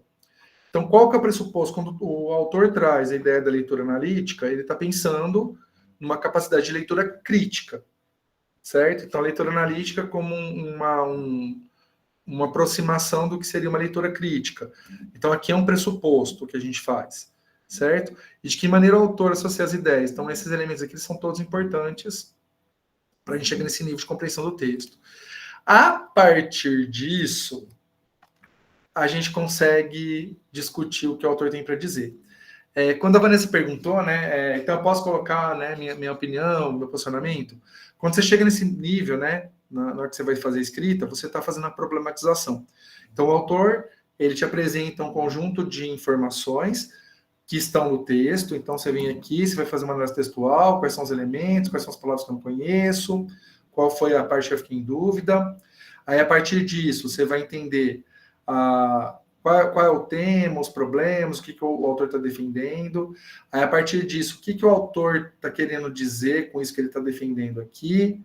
E, a partir disso, de que maneira essa informação que o autor traz entra em consonância ou não com aquilo que eu sei, com aquilo que eu já estudei, ou com outras informações que eu já li, certo? Que seria a etapa de problematização. E, por fim, a etapa de síntese, né? Que aí a gente faz a reflexão pessoal a respeito de todas essas etapas anteriores, tá? Então, eu faço essa leitura proposta, né? Para a atividade 3, tentem exercitar esse percurso aqui. Vocês vão acabar exercitando, porque o próprio texto que vocês vão ler vão falar sobre a questão da leitura, da leitura analítica, né? Então, vai ser um exercício, ele vai ser dinâmico, né? Então, ao mesmo tempo que vocês vão aplicar esses níveis de leitura para o texto, o próprio texto vai falar sobre isso, tá? Então, vai ser interessante. Vocês vão ter um movimento aí interessante para a leitura desse texto da atividade. Eu elenquei aqui alguns elementos, né, que o Severino ele detalha, ele traz mais detalhes, né? Mas, por exemplo, quando a gente fala em análise textual, a gente primeiro precisa preparar o texto. E aí depois a gente vai trabalhar com unidades delimitadas. Então, por exemplo, no caso do artigo, né, que eu vou pedir para vocês lerem, a autora separa o artigo em item. Então, cada unidade temática seria um item, né? A gente pode chamar de seção também. Se for um livro, a gente pode pensar em capítulo. Às vezes, o próprio capítulo, né, conforme o livro que você lê, ele separa o capítulo por temas, né? Nessa análise textual também, a gente geralmente faz uma leitura rápida, porém atenta, tá? Para a gente ter uma ideia geral do que está sendo dito ali, o que o autor quer dizer com aquilo que ele escreveu, né? E aí, um outro elemento é buscar, né? Frases que a gente não entendeu, palavras que a gente não entendeu, de que maneira isso se correlaciona. Esses outros elementos aqui, pessoal, doutrinas, autores citados, tá? Isso aqui vocês vão desenvolver ao longo do curso, tá? Não vai ser nessa disciplina que vocês vão desenvolver isso, porque isso aqui, à medida que a gente vai fazendo leituras, né, da área de pedagogia, vocês vão, por exemplo, quando vocês tiverem disciplina comigo lá de didática, no 4º período, né, vocês vão falar assim para mim, o professor tal falou sobre planejamento, né, eu vou falar de planejamento de forma geral. Aí vocês vão falar assim, a gente viu uma disciplina de planejamento em educação infantil, e aí na disciplina, o professor ou a professora falou sobre isso, isso e isso. Esses elementos do planejamento na educação infantil também vão valer aqui na disciplina de didática. Então, é esse movimento que vocês vão conseguir, né, entender os diferentes aspectos teóricos, né, dentro da área de pedagogia. Mas isso é ao longo do curso. Acho que nesse primeiro momento vocês não vão conseguir identificar doutrinas ou teorias ou dogmas, né? Na análise temática, aí é uma etapa que demanda um pouco mais de atenção na leitura. Então, a gente precisa compreender o texto, entender qual é o tema-problema, a ideia central e a ideia secundária, oriunda, né, nesse texto, tentar refazer a linha de raciocínio do autor, né, de que maneira o autor foi desenvolvendo os argumentos dele. Por isso que é legal, quando a gente está naquela análise anterior, análise textual, que a gente tente fazer um levantamento dos conceitos que ele vai fazer tipo um mapa conceitual, sabe? Fazer tópico, né? Dependendo da pessoa, como que ela consegue aprender, de que maneira que ela consegue aprender lendo um texto, né? Então, fazer um mapa conceitual seria interessante nessa etapa de análise temática, né? E, por fim, tentar evidenciar a estrutura lógica do texto e esquematizar essa sequência de ideias.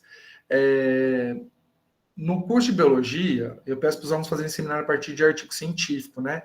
Então, eu seleciono alguns artigos científicos que tratam de questões de evolução biológica, né? Que é a área que eu sou professor, e aí eles precisam apresentar um seminário, usando aquela informação do texto científico. Porém, qual que é a questão? Quando você vai escrever um texto científico, você vai utilizar uma determinada estrutura de construção de argumentos, né? Para poder produzir a linha lógica que você quer evidenciar, né, no teu texto. Quando você vai apresentar um seminário, não necessariamente aquela linha lógica do texto é a melhor para apresentar o seminário. Então, muitas vezes, eles têm que reorganizar as informações que tem no texto científico para transformar aquela informação escrita numa informação que vai ser falada, que vai ser dita, que vai ser ensinada, né? Então, esse exercício é bem legal principalmente quando vocês tiverem que fazer seminário, alguma coisa nesse sentido, né? Mas também é interessante para a gente entender os pontos principais que o autor está tentando desenvolver. A análise interpretativa, que ela já é uma análise um pouquinho mais aprofundada, como a gente faz a leitura do texto. Então, primeiro, eu entendo o texto de forma geral. Segundo momento, eu tento elencar a linha de raciocínio do autor, de que forma as ideias estão sendo, né, costuradas. E aí eu parto para a questão da interpretação, né? Então, o que de fato esse texto está dizendo para mim? Então, uma forma disso é tentar situar o texto no contexto de vida e da obra do autor, certo? E também a questão da cultura e do ponto de vista histórico, tanto quanto teórico, né? Então, por exemplo, vocês vão ver em algumas disciplinas a teoria do Piaget, né? O Piaget, ele trabalha com questões de psicologia da educação e a gente estuda isso no curso de pedagogia. O Piaget, ele desenvolveu a teoria dele num contexto que não é o brasileiro e num momento outro que não o atual. Então, vocês vão perceber, por exemplo, que algumas questões que o Piaget propõe, elas parecem que não vão funcionar se a gente pensar nas nossas turmas atuais. Outras sim, né? Umas não, outras sim. Por quê? Porque esse conjunto de proposições teóricas que o Piaget que ele fez, na verdade, né? Eles têm muito sentido no contexto da França e no contexto lá dos anos 70, 80, né? Que para basicamente quando as ideias dele eram bastante aceitas. Aí vocês vão ver que tem outros autores que talvez eles sejam mais apropriados, né? Para a gente usar nas salas de aula no tempo atual. Por isso que é importante conhecer, em alguns casos, né? Vejam que a gente está falando de produção de conhecimento científico, tá?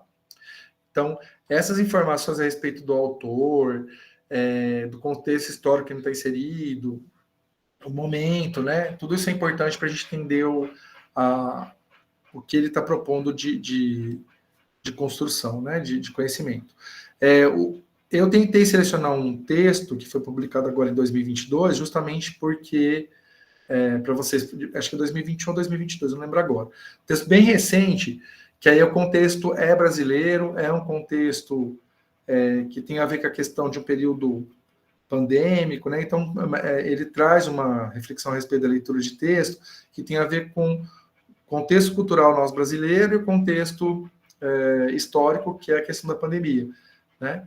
Que aí vai fazer... A ideia é que ele faça sentido, mais sentido para a gente, considerando que a gente está vivendo esse contexto ainda, né? Mas quando vocês forem ver outros autores, vão perceber que às vezes as ideias vão ficar meio esquisitas, né?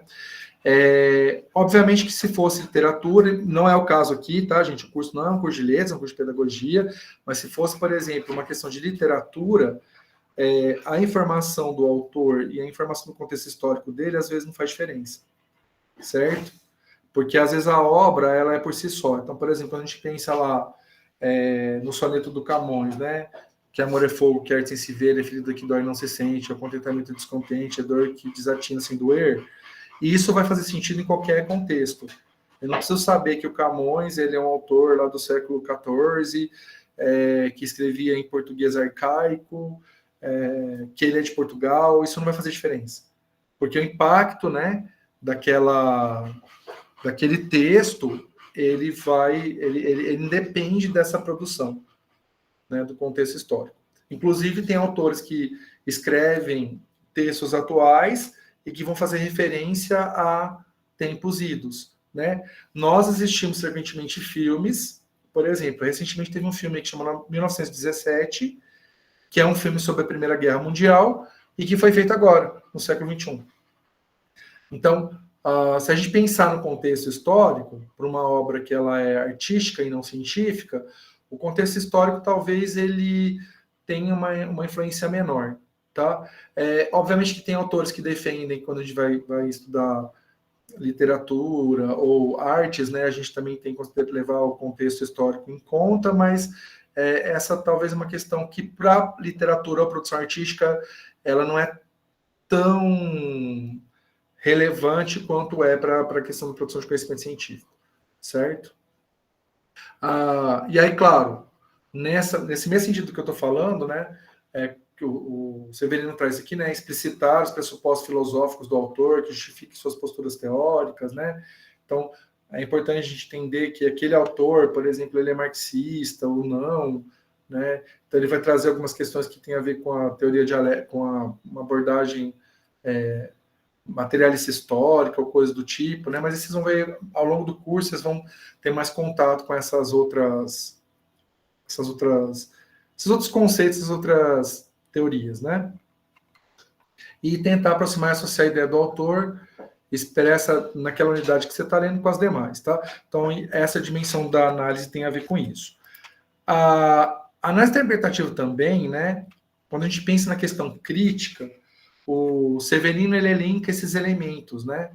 Então, por exemplo, quando eu vou ler um texto, os argumentos que o autor está usando, eles são coerentes entre si? Então, por exemplo, o autor está falando lá de alfabetização de criança, beleza?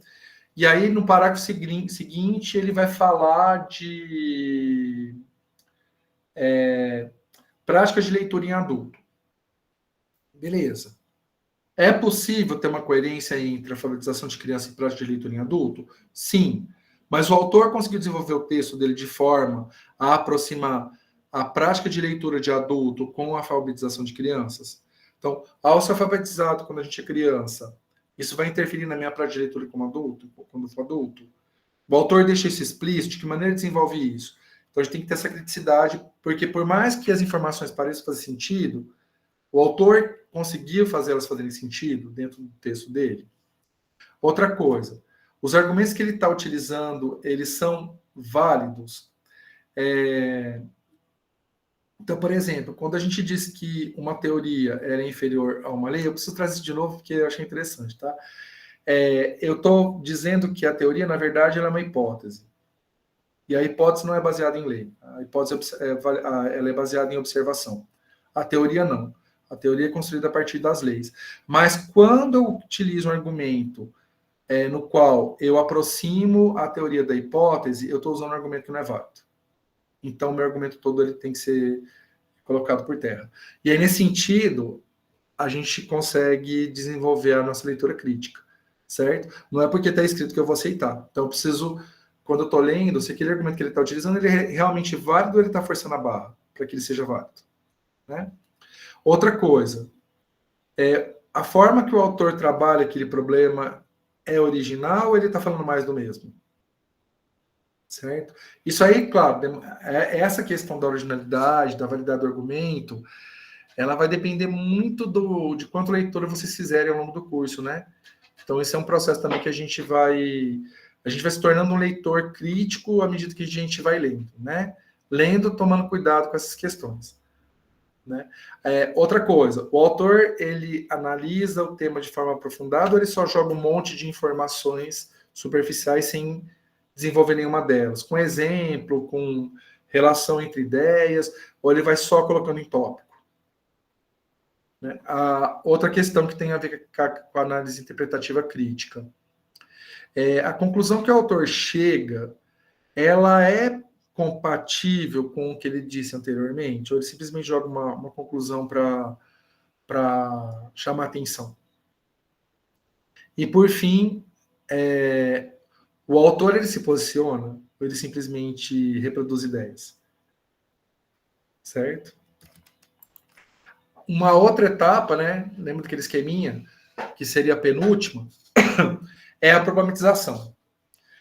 Então, o autor, uma vez que a gente fez a leitura, fez essas interpretações, fez essa análise crítica que eu acabei de falar, para você problematizar, você precisa discutir o texto, né? Ou com um colega, ou com você mesmo. Aí você fala, putz, esse argumento dele aqui tá esquisito. Essa parte aqui eu achei interessante, achei isso aqui legal. por exemplo, o moço lá de Franca, né? Que ele falou assim, nossa, eu nunca tinha parado para pensar que eu aplico metodologia científica no meu dia a dia, né? E aí, a hora que a gente discutiu isso na disciplina, eu consegui perceber que em muitos momentos da minha vida eu utilizo metodologia científica, que aí ele traz o exemplo lá da pulseira, que ele colocou a pulseira e começou a ter coceira, e ele não estava com essa coceira antes, então ele falou assim, vou tirar a pulseira e ver se essa coceira passa. E a coceira passou. Então ele levantou uma hipótese que a pulseira estava dando alergia para ele. Só que ele nunca tinha parado para pensar que essa situação que a gente faz no dia a dia, ela é uma forma da gente aplicar a metodologia científica no dia a dia.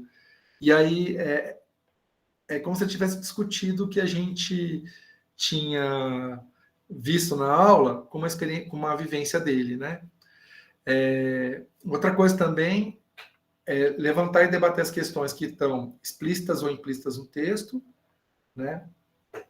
Então, o que o autor disse de fato? O que ele quis dizer? Por exemplo, né, quando... Aí eu não vou falar de prática de leitura, eu vou falar de uma situação do cotidiano. Quando você chega em casa e aí você pergunta para o teu filho assim, e aí, você fez prova hoje? Ele fala, fiz. Aí você fala, você foi bem? Aí ele fala, ai, não sei, né?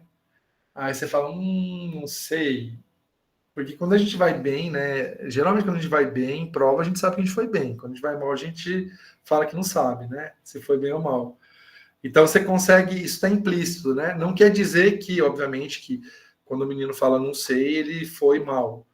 Mas quando fala não sei, a gente tende a deduzir, e aí a gente vai, né, obter uma informação implícita de que ele foi mal na prova. Então a gente precisa procurar no texto, da mesma forma que a gente utiliza isso no dia a dia, nos atos de fala, né? A gente tem que procurar no texto se o autor também está fazendo isso. Se ele tá, que argumento que ele deixa de forma, que ele deixa explícito e que argumento que ele deixa de forma implícita. E geralmente nos textos científicos, vocês vão perceber que esse texto vai ter isso também, o autor ele coloca algumas questões para reflexão, né? E a problematização está relacionada a gente discutir essas questões também, né? Que o autor coloca. Aí, por exemplo, se o autor fala assim, olha, no curso superior de pedagogia, frequentemente os alunos eles apresentam uma dificuldade para a leitura analítica dos textos. Seria essa uma questão relacionada à escolarização básica? Então, pensar sobre isso, será que seria uma questão relacionada à educação básica? Mesmo, né? Se sim, por que sim? Se não, por que não?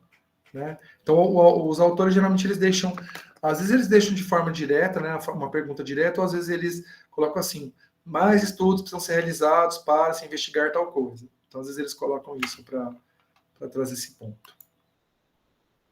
E aí, pessoal, antes da gente entrar nesse percurso aqui da Sarrão, essa abordagem do Severino ficou clara para vocês? Entenderam essa questão dos níveis de leitura, das etapas de leitura? Quando a gente vai ler um texto, que a gente tem diferentes formas, né, de interpretar e de analisar, que não é uma única forma.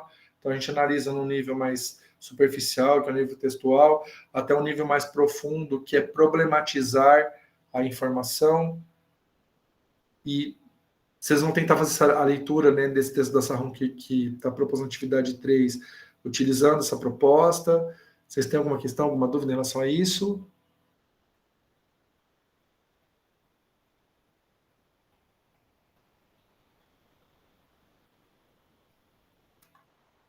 É porque eu me senti meio que assim, falando, e eu não sei se vocês estão entendendo, entendeu? Tô me sentindo meio verborrágico hoje. Porque acho que geralmente vocês perguntam, né? É que eu acho que esse ponto aqui, não sei se...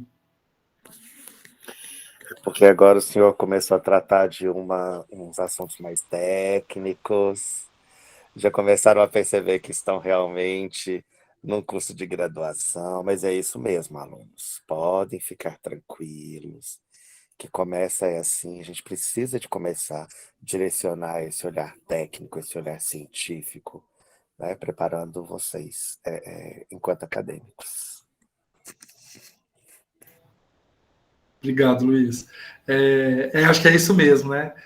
Que as outras aulas a gente trouxe uma questão mais lúdica, né? Mais próxima, né? São questões de conhecimento científico, obviamente, né? Que estão mais presentes, mais perto de vocês.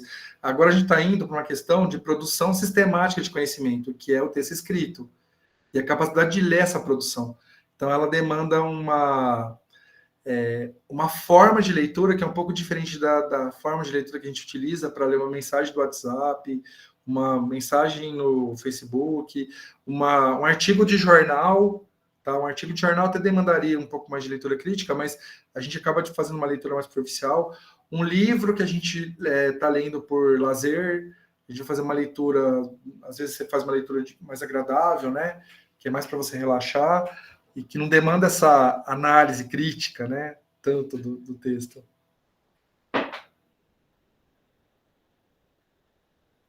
Tá. Ele não é que ele tá meio complexo, viu, Dayana? Ele é complexo, né? Acho que vai ser legal vocês fazerem essa leitura. A escolha desse texto que eu coloquei para a atividade 3, ela foi uma escolha bem... Eu tive um cuidado muito grande para escolher esse texto, que fala da questão da leitura analítica. Então, quero que vocês leiam, utilizando a leitura analítica, um texto que fala sobre isso, né? Então, é uma forma até da gente criar um reforço em algumas questões. Isadora, o mundo é complexo, não é a disciplina. O mundo é complexo. Principalmente na área de ensino, tá? Que a gente trabalha com muitas diversidades e isso é muito complexo. Inclusive, vocês vão ver no curso de pedagogia, tem uma teoria que chama teoria da complexidade, que vocês vão entender que essa questão ela é bastante importante quando a gente pensa no ensino, né? Eu já coloquei disponível lá, tá? Os slides já estão lá, viu, Daniela? Você entra na atividade síncrona e o arquivo já está lá. Como se diz também, demanda prática, de imediato se assusta, ainda mais quando está mais tempo sem estudar. Exatamente, Adriele. Mas à medida que vocês forem passando pelas disciplinas do curso, que aí vocês vão lendo mais textos, aí vocês vão conhecendo mais coisas, isso também vai aumentando o repertório cultural de vocês e o repertório teórico de vocês, que é processo, tá?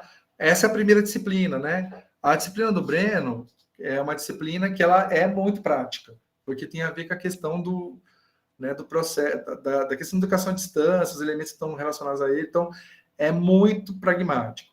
Essa disciplina tem uma parte que ela é mais pragmática, mas tem uma parte que ela é mais teórica, que é justamente nesse momento que a gente está transitando, tá? Que quando a gente fala da questão da prática de leitura aqui, e a semana que vem a gente fala da parte de escrita de texto, só que vocês vão ter outras disciplinas que essas questões também vão ser abordadas, tá?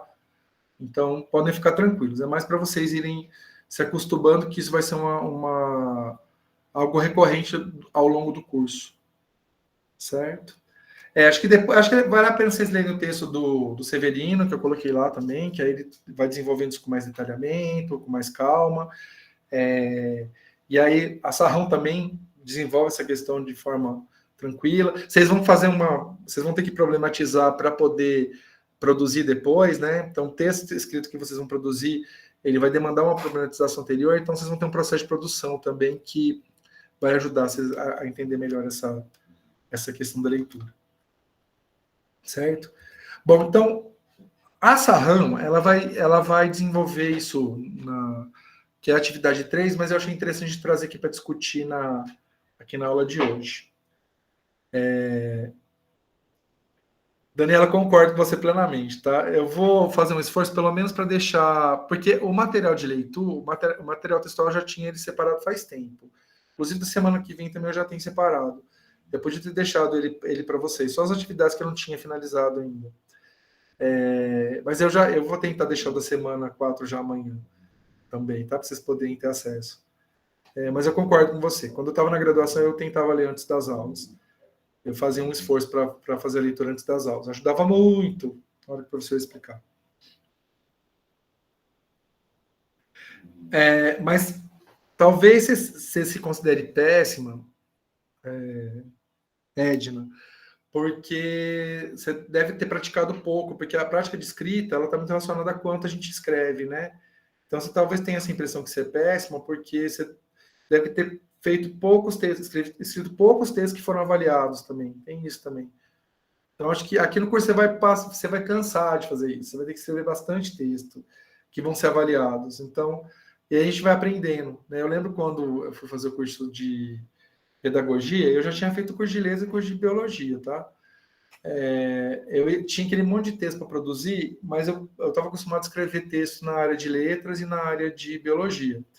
Aí, quando eu entrei no curso de pedagogia, os tutores eles ficavam orientando a gente, ajudando a gente a prática de escrita, e parecia assim que eu não sabia escrever nada também, mesmo tendo feito 2 graduações. Então, faz parte, sabe?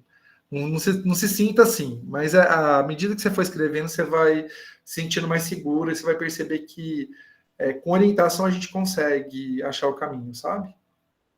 E aí, para os demais colegas também que se sentem assim, é tudo uma questão de prática, viu? À medida que a gente vai praticando, a gente vai se tornando mais seguro, porque eu acho que essa questão da gente se sentir, meu texto não é bom, eu não consigo escrever direito, é porque a gente tem uma insegurança, né?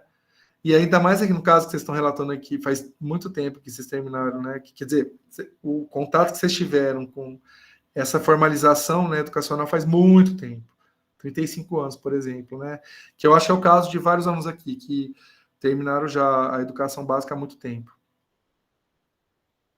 Mas vai melhorar, viu, Adriele? Os dois, tá? Ter esse diálogo, porque prática, né? Com prática a gente consegue. A Isadora trouxe aí que eu concordo com ela, né? Não parece um bicho de sete cabeças, mas na verdade é só uma questão mesmo de. É igual dirigir, né, gente? Dirigir parece que é impossível, e aí depois que você aprende, você fala, gente, por que eu tinha dificuldade com isso? Eu acho que é mais ou menos igual isso, igual dirigir. Bom, pessoal, então falando desse percurso aqui que a Sarram traz, então, no texto dela, o que ela desenvolve, o que ela fala que ela utiliza o termo diretrizes, né? Mas seria como se fosse uma proposta metodológica para a leitura de texto acadêmico, né? Que eu acho que isso vai ajudar vocês um pouco, principalmente quem está inseguro, que tem uma... Adriana, você é áudio motorista, eu reprovei não sei quantas vezes para tirar minha carta, e hoje eu dirijo maravilhosamente bem. E eu achei que eu nunca ia conseguir dirigir. Pego rodovia para tudo quanto é lugar, já viajo o Brasil inteiro, não tem medo de nenhum de pegar o carro e sair dirigindo. E eu achei que eu nunca ia conseguir dirigir. Mesma coisa que a questão do texto, né? A gente acha que nunca vai conseguir escrever, mas vai. Pelo menos assim, a gente pensa que um texto mal escrito não vai matar ninguém, né? Se bem que isso é discutível, mas tudo bem. Agora, um mau motorista pode matar algumas pessoas. Bom, voltando para a questão da diretriz da leitura do texto acadêmico, a Sarram ela propõe um percurso, né, que pode auxiliar nessa leitura.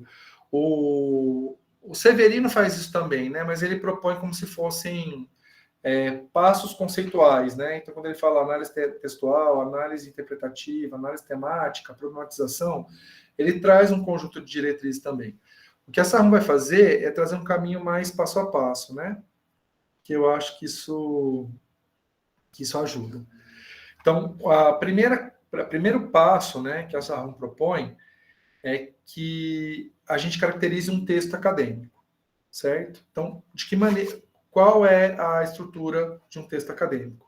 Então, o texto acadêmico, geralmente, ele apresenta uma situação-problema, e essa situação-problema ela é desenvolvida a partir de diferentes elementos textuais, e aí ele tem um fechamento que traz não é bem pode ser uma solução ou uma consideração final para aquela situação-problema que é abordada no começo. A outra questão, definir o objetivo de leitura. Então, por que e o que eu preciso focar quando eu vou ler um texto? Então, por exemplo, eu estou falando para vocês aqui, esse texto que está na atividade 3 é um texto que fala da leitura analítica. Então, qual que é o objetivo de leitura de vocês? Entender de que maneira eu posso me tornar um bom leitor de textos acadêmicos, que são os textos que eu vou precisar ler ao longo do curso. E ao longo da minha vida profissional, se eu exercer a profissão de pedagogo, né? Ou profissões correlacionadas, né? As áreas que o pedagogo pode atuar. Então, esse é o objetivo de leitura. Próximo passo. elaborar perguntas com base no título e subtítulo. Já já a gente vai fazer um exercício, tá? Eu trouxe o título de um texto científico e o resumo dele, tá? Então, a partir do título e do subtítulo, o que esse texto está falando? Então, se perguntar aí, a gente vai fazer esse exercício daqui a pouquinho. A próxima etapa, avaliar a própria compreensão do texto. Quando eu li o texto, a impressão que eu tenho é que eu não entendi nada, que eu entendi mais ou menos, que eu entendi tudo, né? Tá, se eu entendi tudo efetivamente? Se eu não entendi nada, eu não entendi nada efetivamente? E se eu não entendi nada, por que eu não entendi nada? Porque me falta vocabulário, me falta conhecimento teórico, o que está faltando para mim? A próxima etapa, avaliar as informações apresentadas. Então, a forma que o autor apresentou as informações, elas estão claras? Então, talvez a minha compreensão de texto, ela foi truncada porque está mal escrito o texto, ou ela foi truncada porque o autor traz algumas informações de cunho teórico que eu não domino? Que aí tem a ver com a próxima etapa. Então, quais são as informações que eu não sei? Quais são as informações desconhecidas? E a penúltima etapa, relacionar a informação do texto com outras fontes de informação, ou com os saberes que você conhece. E aí, a última etapa, produzir algo novo a partir da leitura, que é a própria proposta da atividade 3, certo? Então, esse percurso da Sarrão talvez fique um pouquinho mais claro, porque a Sarrão, o texto dela, ela aborda justamente a questão da leitura, uma leitura analítica, uma leitura crítica de textos para alunos que estão no ensino superior, né? A proposta do texto dela é essa, né? Como o aluno do ensino superior pode potencializar a capacidade de leitura dele. Então, quando ela traz esse caminho, que parece mais fácil de entender, né, que do Severino, é porque realmente ela está focando uma dimensão muito pragmática dessa leitura, que é o tipo de leitura que um aluno de curso superior precisa fazer para conseguir acompanhar as diferentes disciplinas, né, que ele está cursando. Aí eu vi que vocês comentaram algumas coisas aqui. Não quero dizer, mas também sou péssimo em produção de texto e me expressar. Sou tão perdida, tenho muita dificuldade também. É normal, viu, Sirlene? A gente vai se encontrando, viu? Você vai ter, e aí você vai perceber que ao longo do curso vai ter disciplina que você vai ter mais facilidade, vai ter disciplina que você vai ter mais dificuldade, tá tudo bem, tá? Faz parte do processo. Aí a Tabata, eu gosto muito de escrever, uso muito a escrita no meu trabalho, para elaboração de ofícios, planos, formulários, etc. Mas é tudo muito repetitivo. Fazer a narrativa na primeira semana foi como um desbloqueio, sair do óbvio automático. Estou gostando muito mesmo e com algumas dificuldades, pois já faz 15 anos que com o ensino médio, né? E aí, como você trabalha com escrita de texto, né, Tabata? E é um tipo de texto muito específico, que tem uma estrutura muito padrão e que você não tem grandes variações em relação a isso. A estrutura é aquela, você vai ver pouquíssima coisa, né? E aí que você vai se deparar com situações, você vai ter que utilizar diferentes estruturas de texto para conseguir se expressar. Então é bom, é um exercício legal esse, certo? Bom, pessoal, em relação a essa questão da Sarrão, esse percurso, ficou mais claro como que funciona essa questão da leitura, as etapas que ela traz? Vocês habitualmente fazem isso? E aí eu vou propor até um exercício aqui agora. Ó, vejam esse texto é de 2022, certo? E aí, para puxar a sardinha da aula da semana que vem, eu já coloquei aqui dois elementos que a gente vai trabalhar na aula da semana que vem, que é a citação e a referência. A citação é quando eu faço referência, quando eu utilizo uma informação de um texto que eu referenciei e eu coloco, de alguma forma, uma informação que quem está lendo consegue recuperar de onde eu tirei esse texto. Então, geralmente a gente coloca o nome do autor, e se forem mais que 3 autores, a gente coloca a abreviação ETIAL, mais o ano da publicação. Então, esse texto aqui, percepção de graduandos do curso de Pedagogia sobre uma experiência no ensino remoto durante a pandemia de Covid-19. Então, esse aqui é o título. Os autores são Heloísa da Silva Borges, Érica de Souza e Souza, Caroline Andréia Oliveira Peixoto e a de Kathleen Queiroz Pinto. Então, são esses aqui os autores. Então, tem 1, 2, 3, 4 autoras, certo? Quando tem mais de 4 autoras, a norma da BNT, que a gente vai falar melhor na semana que vem, a gente coloca o sobrenome em letra maiúscula, nesse parênteses aqui, da primeira autora, que é Luiz da Silva Borges, então eu coloco Borges, e coloco et al., que é uma designação em latim que significa e outros, certo? Na BNT, que é a norma que a gente vai utilizar, usa et al. Tem outras normas que usam outras formas de expressar isso, por exemplo, colaboradores e colaboradoras, et col, tá? Mas a BNT usa et al. E aí o ano que esse artigo foi publicado, que foi 2022, certo? Esse artigo foi publicado em 8 de março de 2022. A referência do artigo, que eu coloquei aqui, então, por exemplo, se eu falar sobre esse artigo num texto, eu vou escrever a informação e vou falar, segundo Borges, et al., 2022, graduandos do curso de pedagogia apresentaram suas percepções a respeito do ensino remoto durante a pandemia de Covid-19, certo? Então, que Borges que é esse, de 2022? O Borges que é esse aqui.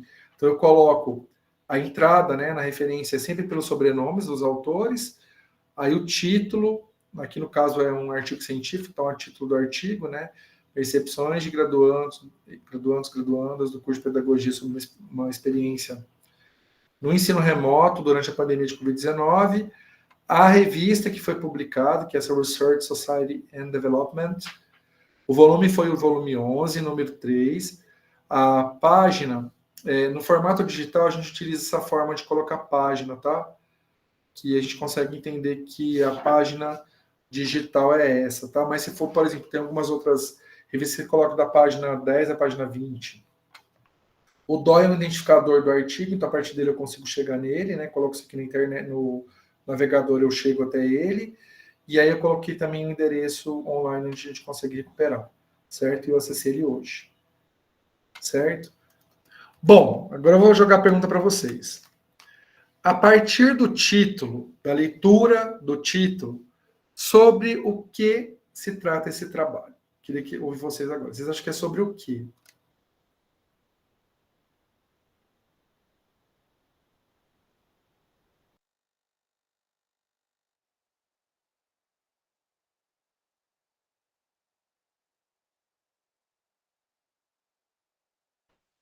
Gente, um de cada vez, tá? Pode falar, Alexandre. Calma aí, deixa eu pensar.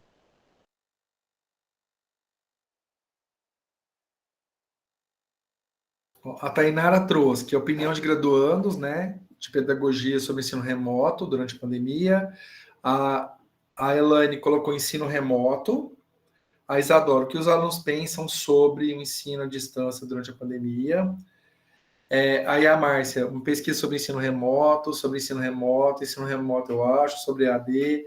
Né? Então vejam que fala sobre a dificuldade do ensino remoto devido à pandemia, né? Ensino remoto, sobre ensino à distância remoto, EAD, ensino remoto e EAD, pandemia.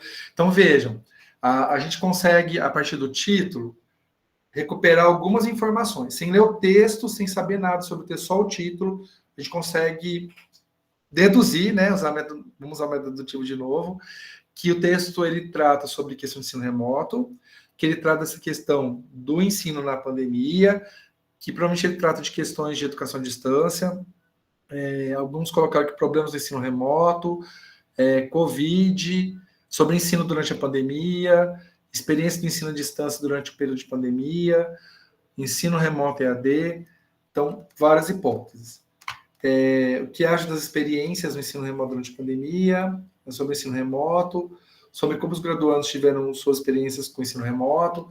Então, vejam que a partir do título, a gente consegue ter um conjunto de deduções, né? Então, a gente usa um método dedutivo e aí a gente lê esse título e propõe. E acho que pode ser várias temáticas, mas vejo que praticamente todos vocês trouxeram assim dentro de um universo meio que restrito, né? Que ensino remoto, pandemia, Covid, experiências, problemas e tudo mais. Vamos ver se é sobre isso mesmo? Então aqui, pessoal, observem que o resumo, eu coloquei algumas informações em azul e algumas informações em vermelho. O resumo, ele, de alguma forma, ele tenta recuperar de forma bastante objetiva as informações que vão ser mais detalhadas no texto.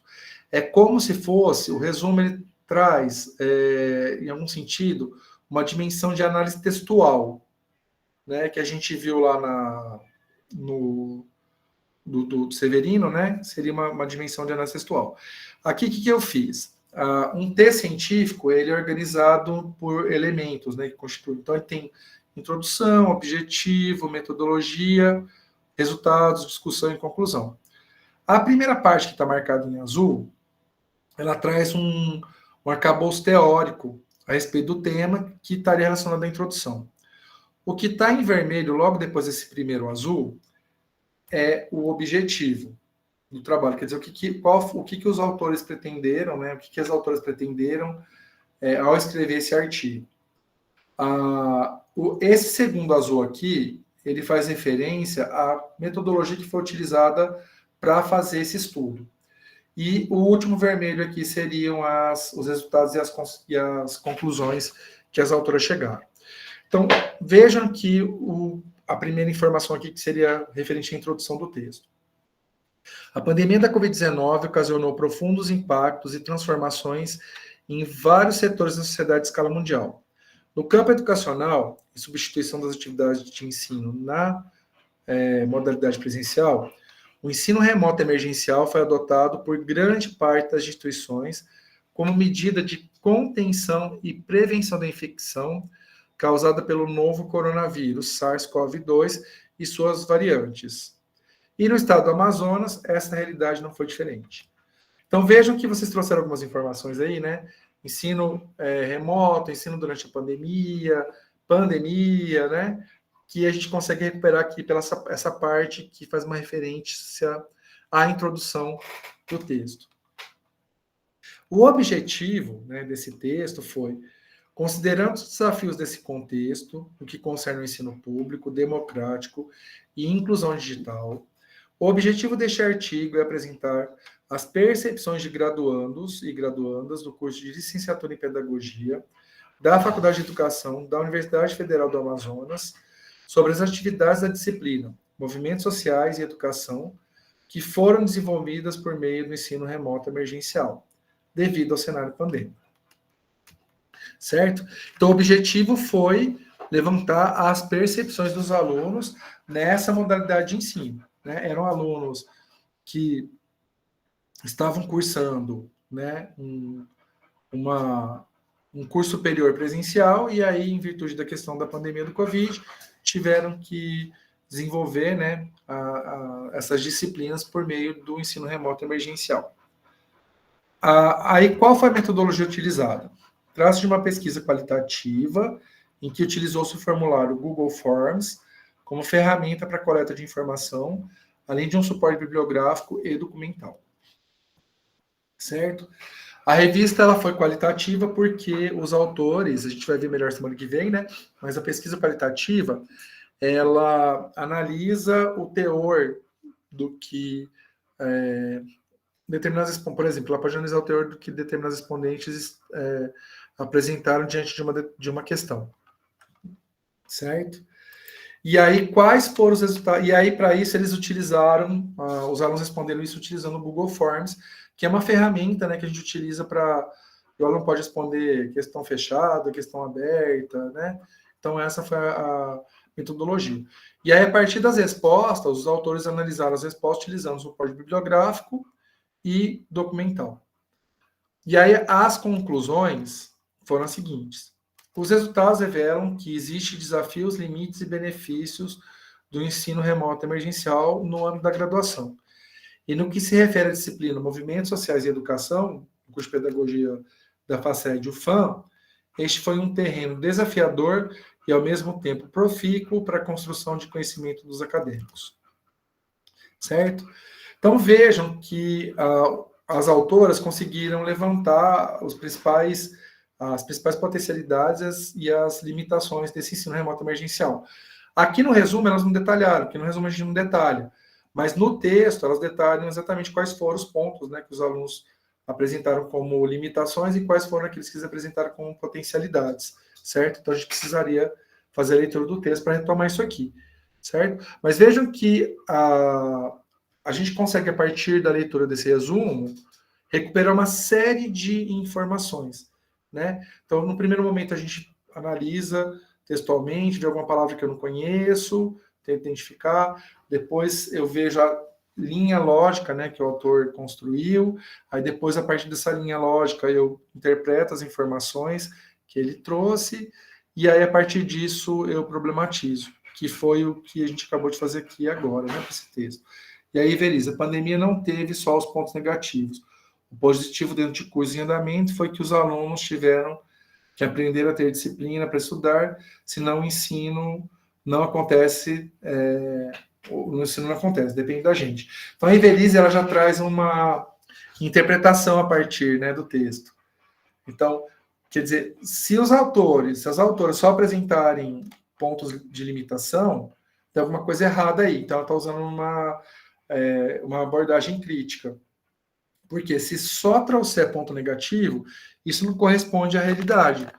Porque era uma oportunidade dos alunos terem, né, acesso a esse ensino, não ficarem sem acesso a nada, e também foi uma forma dos alunos desenvolverem a metacognição, que é a capacidade de entender como eles aprendem, eles mesmos aprendem, né? Professor, a partir da leitura proposta, qual título terá que ter o meu texto de 25 linhas? Eu não entendi essa pergunta, Heloísa, porque o título, a partir da tua leitura, você propõe um título, né? A partir do teu texto, você propõe um título que você acha que recupera a informação do seu texto, né? E o texto, ele deve ter no mínimo 25 linhas, ele pode ter mais que isso também, certo? Aí o título você que vai definir, a partir do que você vai elencar de mais importante, considerando o esquema proposto pela Sarrão, você vai propor um título para esse texto. Era essa a sua pergunta? Eu acho que eu não entendi a pergunta. Ah, tá, obrigado, Luiz. É que às vezes a questão da escrita, né? Às vezes, mas aqui a gente pode perguntar, mas aí você coloca o título aí, pessoal, para esse título, de alguma forma, esse título tem que recuperar a informação. Igual aqui, esse título recupera a informação aqui. Só que vejam que o resumo, ele não é suficiente para a gente entender.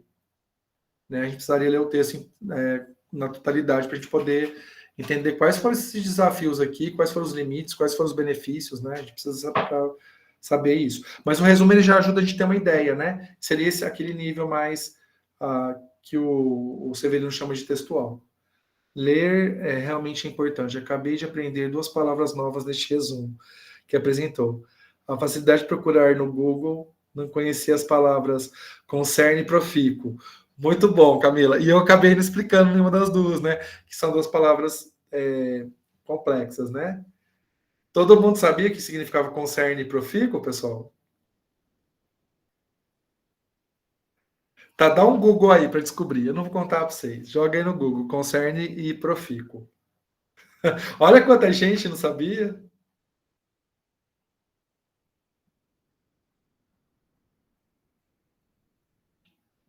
José, pelo menos 25 linhas, tá?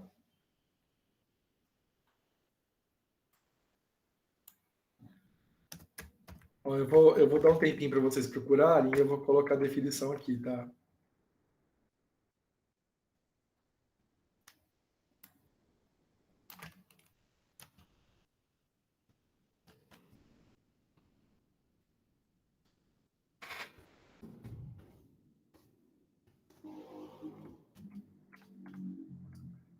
Eu vou colocar o sinônimo de concerne.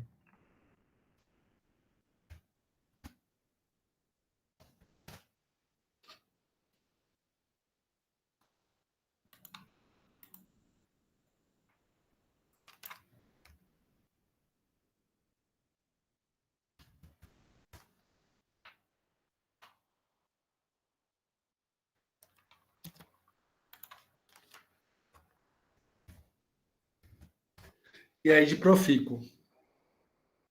Concerne, diz respeito, faz referência, né? profícuo, proveitoso, efetivo,